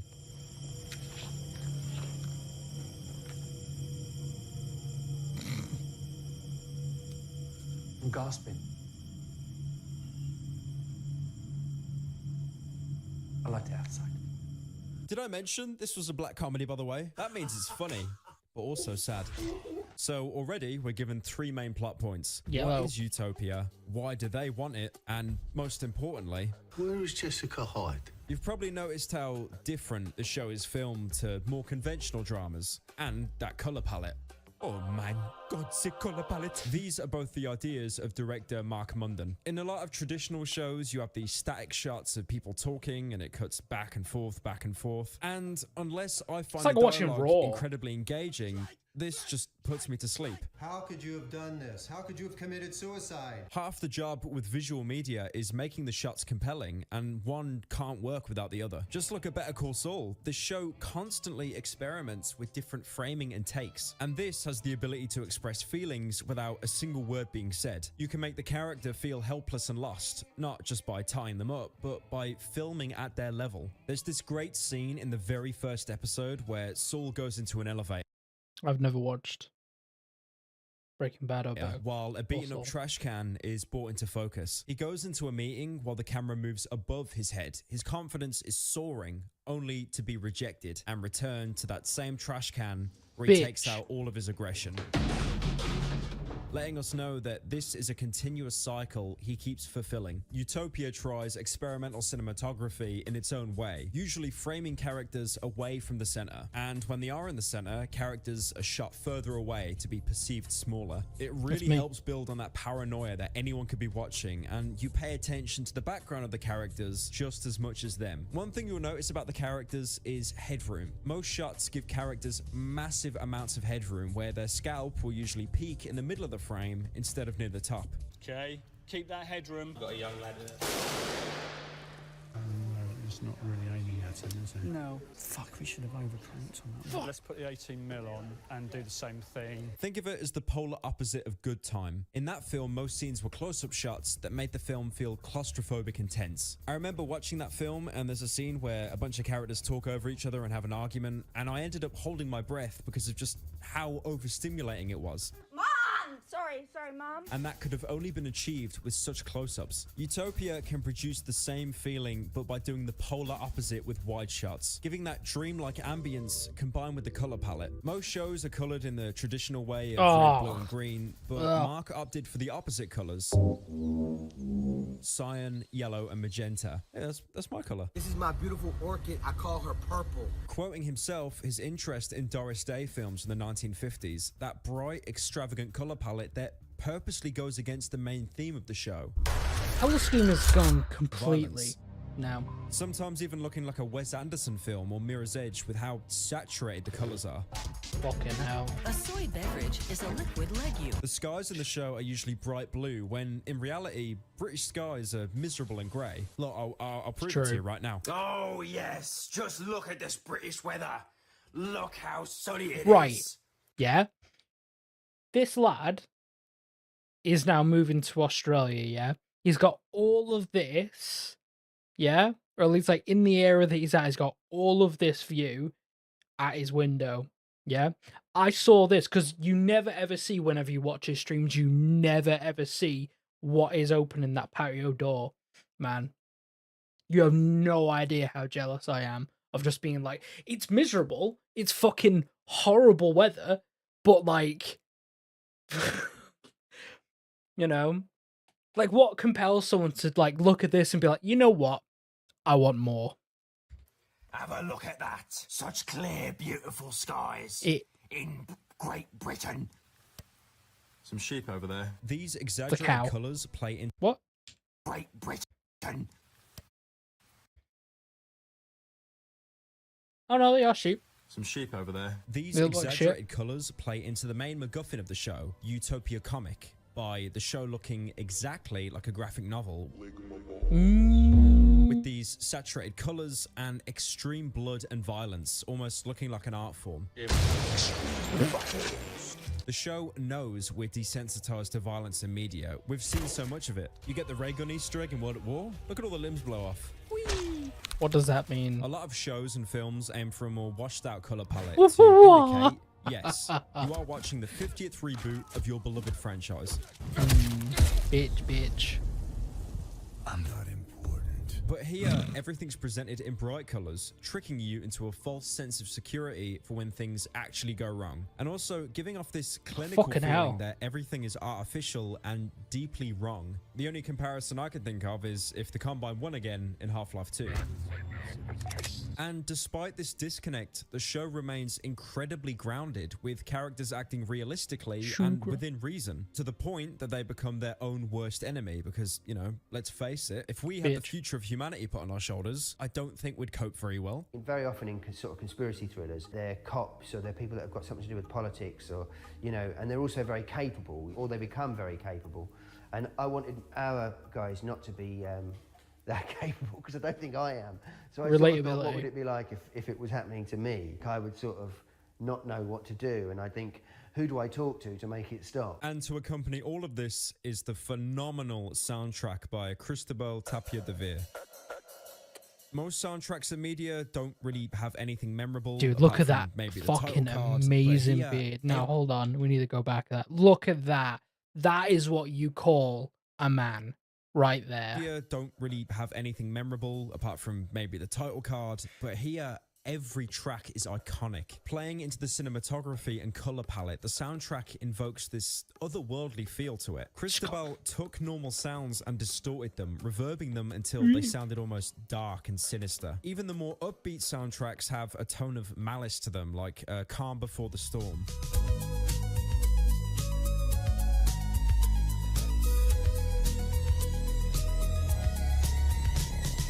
One of the soundtracks he literally made to sure some 7B rhino shit with drumsticks. I am not making that up.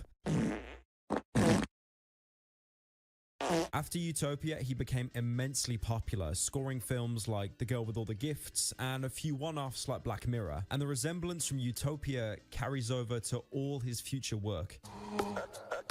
I love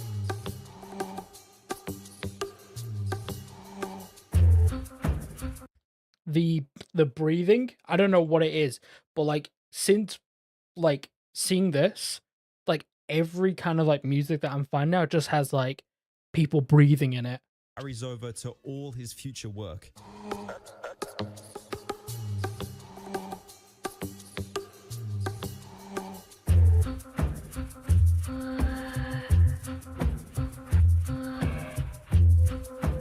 He also did some work with Philip K. Dick's Electric Dreams, specifically the episode with Bryan Cranston in it. So technically, this is the closest my favorite composer will ever get to a Breaking Bad crossover. One thing I love about the soundtrack, it's only included when it's needed. For scenes of characters just talking about getting to know each other, there's usually no accompanying music. And this is a note to directors out there, by the way.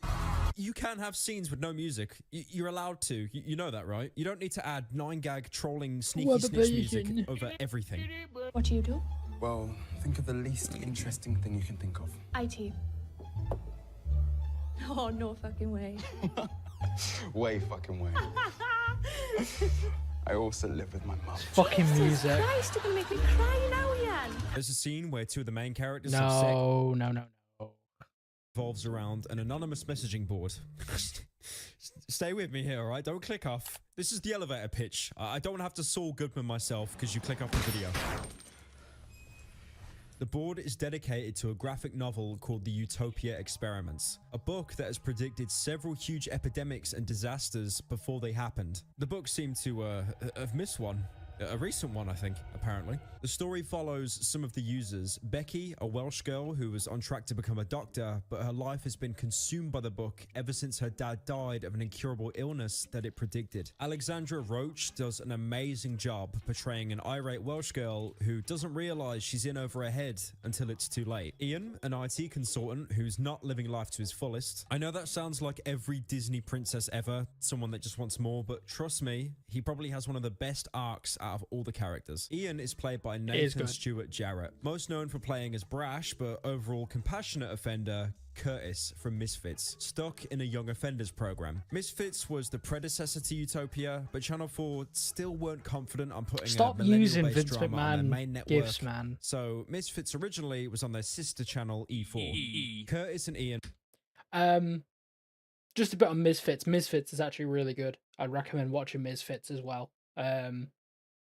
Like, it's, I don't know what it's got like this weird relatability, despite like all the characters getting like weird powers. Yeah, there's loads and loads of like really good British shows, but like just the fact that like they're all hidden because of fucking dog shit management, you know, and also fucking put it on like a poverty channel, pretty much. And both share similar qualities, like their caring of others hidden behind sarcasm and irony, and both wanting a more fulfilling life, even if their backgrounds are incredibly different. I do have one question. Martin's penis, is that a meaty taste or is it more salty? Very witty, Ian. So smart. Well, just not think of that and get on with the job in hand. Yeah, well, I've got a joke for you. You're 28 years old and you still live at home with your mum. Ha! That's a laugh. Okay. You've also got Grant, a kid that LARPs online as a Giga Chad with a Porsche and all the women he could want, when in reality, living on the breadline with a mom who frequently gets abused. Having to learn how to survive on his own, being incredibly self-sufficient by making mayonnaise sandwiches. And, like a true lad, drinking at the age of 12. True. One smart thing about him, he knows exactly how to use his age against Proper people. fucking spinster. One scene he's trying to break into a car, gets caught and tries to front, only to then play the sympathy card, which lowers the guy's defense, and when they shake on an apology, rubs his hand in dog shit. Who's shit now, mate? Fucking animal! You're the shit now, enemy! Played by Oliver Wolford, he's probably one of the few child actors that actually knows how to play a child well. He plays on people's goodwill. Yeah, child and uses actors it are like against really them. fucking hard. Ironically, he's to not too different from the two play. killers that in turn use their authority to order people around to basically paint their own suicides. And Wilson, last name Wilson, a man so unbelievably paranoid, he's basically Windows Firewall in real life. And every IP address here is masked and encrypted to avoid detection. I'm invisible. You do know you've used your real name on our forum, right? Godzilla? Who'd believe that's a real name? It's true. I can lower my heart rate, pick locks, and if I was handcuffed to a radiator, I could escape by dislocating both my thumbs. Yes, it does come into play. He's played amazing. Escape by dislocating both my thumbs. Break your thumbs when captured by MI5. Hashtag skid. He's played amazingly by Ideal Actor, who won a nomination for Best Supporting Character in Utopia. I don't want to get too much into his character arc here, but he was one of the main reasons I kept glued to the screen. I've never seen a more humanized character go through so many twists that are unfathomable but almost completely believable. So Wilson's your real name? What do you use all this stuff for? Expunging all trace of myself from the World Wide Web. I have, over the past 5 years, Who says? using various international... Hold on. Has anyone in your life ever said the World Wide Web? Like, ever? laws, data protection acts, and internet know-how wiped all trace of me from the world. Why? Delusional, paranoid, schizophrenic. Quirks removed, these are all incredibly mundane people who've had their life put on hold from their obsession with the manuscript, not being able to move on because they've tricked themselves into thinking that it holds something worthwhile for them. What I like is that the group, I think they're a group of very, very normal people dealing with really, really extraordinary events. I'm not going to just watch all this, I'm going to like stop. Stress in a and minute. strain is, I think, it's quite. As an actor, it's very, very interesting to play those roles. The main theme of the show is surveillance and how anything you put out there can be used against you. That's why, for a promotional campaign, Channel 4 would go through journalists' Twitter accounts, picking out old pictures that they most definitely forgot posting, and would get a shock to the system when they get a video from someone from the show explaining what the inside of their house looks like, which, of course, terrified most of them. They're after you, Captain. Listen, Grace, listen to me. They're onto you. They begin the episode by organising a meetup when someone else in their group, Bijan, does the equivalent of a Discord @here and sees who replies. He claims he has part 2 of Utopia, which was never published. This is probably the only scene in the entire show that I actually dislike. The way the text is shown from the message board, it just comes across as very conventional and uninspired. I would have much preferred a more literal interaction with the computer, a la Mr. Robot. What the fuck? You know, one scene I don't like out of the whole show. Like, that's good. That's really good. Not great, not terrible. They organised to meet in a pub wearing blue to stand out, which goes about as well as you'd think, with blue probably being the most common colour people wear, apart from black. This again plays into how awkward and out of their depth these people are, and it really helps humanise them. Utopia also has this tendency to kill off characters without any kind of notice.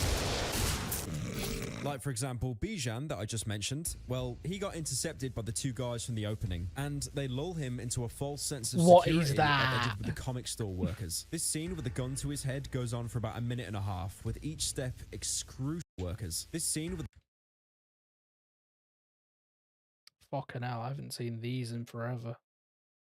Jesus Christ. The gun to his head goes on for about 1.5 minutes, with each step excruciatingly slow, constantly being asked where Jessica Hyde is, to which he has no idea who that is. And of course, when it looks like they're just about to let him go, you thought he was going to be part of the main cast? Nope, didn't even make it to the pub. Also, fun fact, him falling off the roof was an actual coordinated stunt. Don't believe me? Look at this man who filmed it with possibly the thickest Liverpool accent of all time. Oh my god. Yeah, he's got to be talking, hasn't he? Oh my god. Huh. 2 flops, 2 Fosby flops. The kid, Grant, took the initiative to go directly to Bijan's apartment, stealing part 2 of the manuscript, but not without cutting himself on the door. which they use to collect his DNA. And from this alone, we know that these people aren't working alone and are part of a much bigger group that also want the manuscript. Running completely parallel. Right. So just based upon that. So I've got fucking 20 minutes. Oh my god. Yeah. Utopia, very good. Misfits, also very good. If you have to watch one of them, watch Utopia. There's 2 seasons of it. And then watch the Pyrocynical video. Yeah, I want to get the lads to watch that. There's some really, really good stuff in this. So, yeah. That's me done for tonight. I'm fucking knackered. Yeah.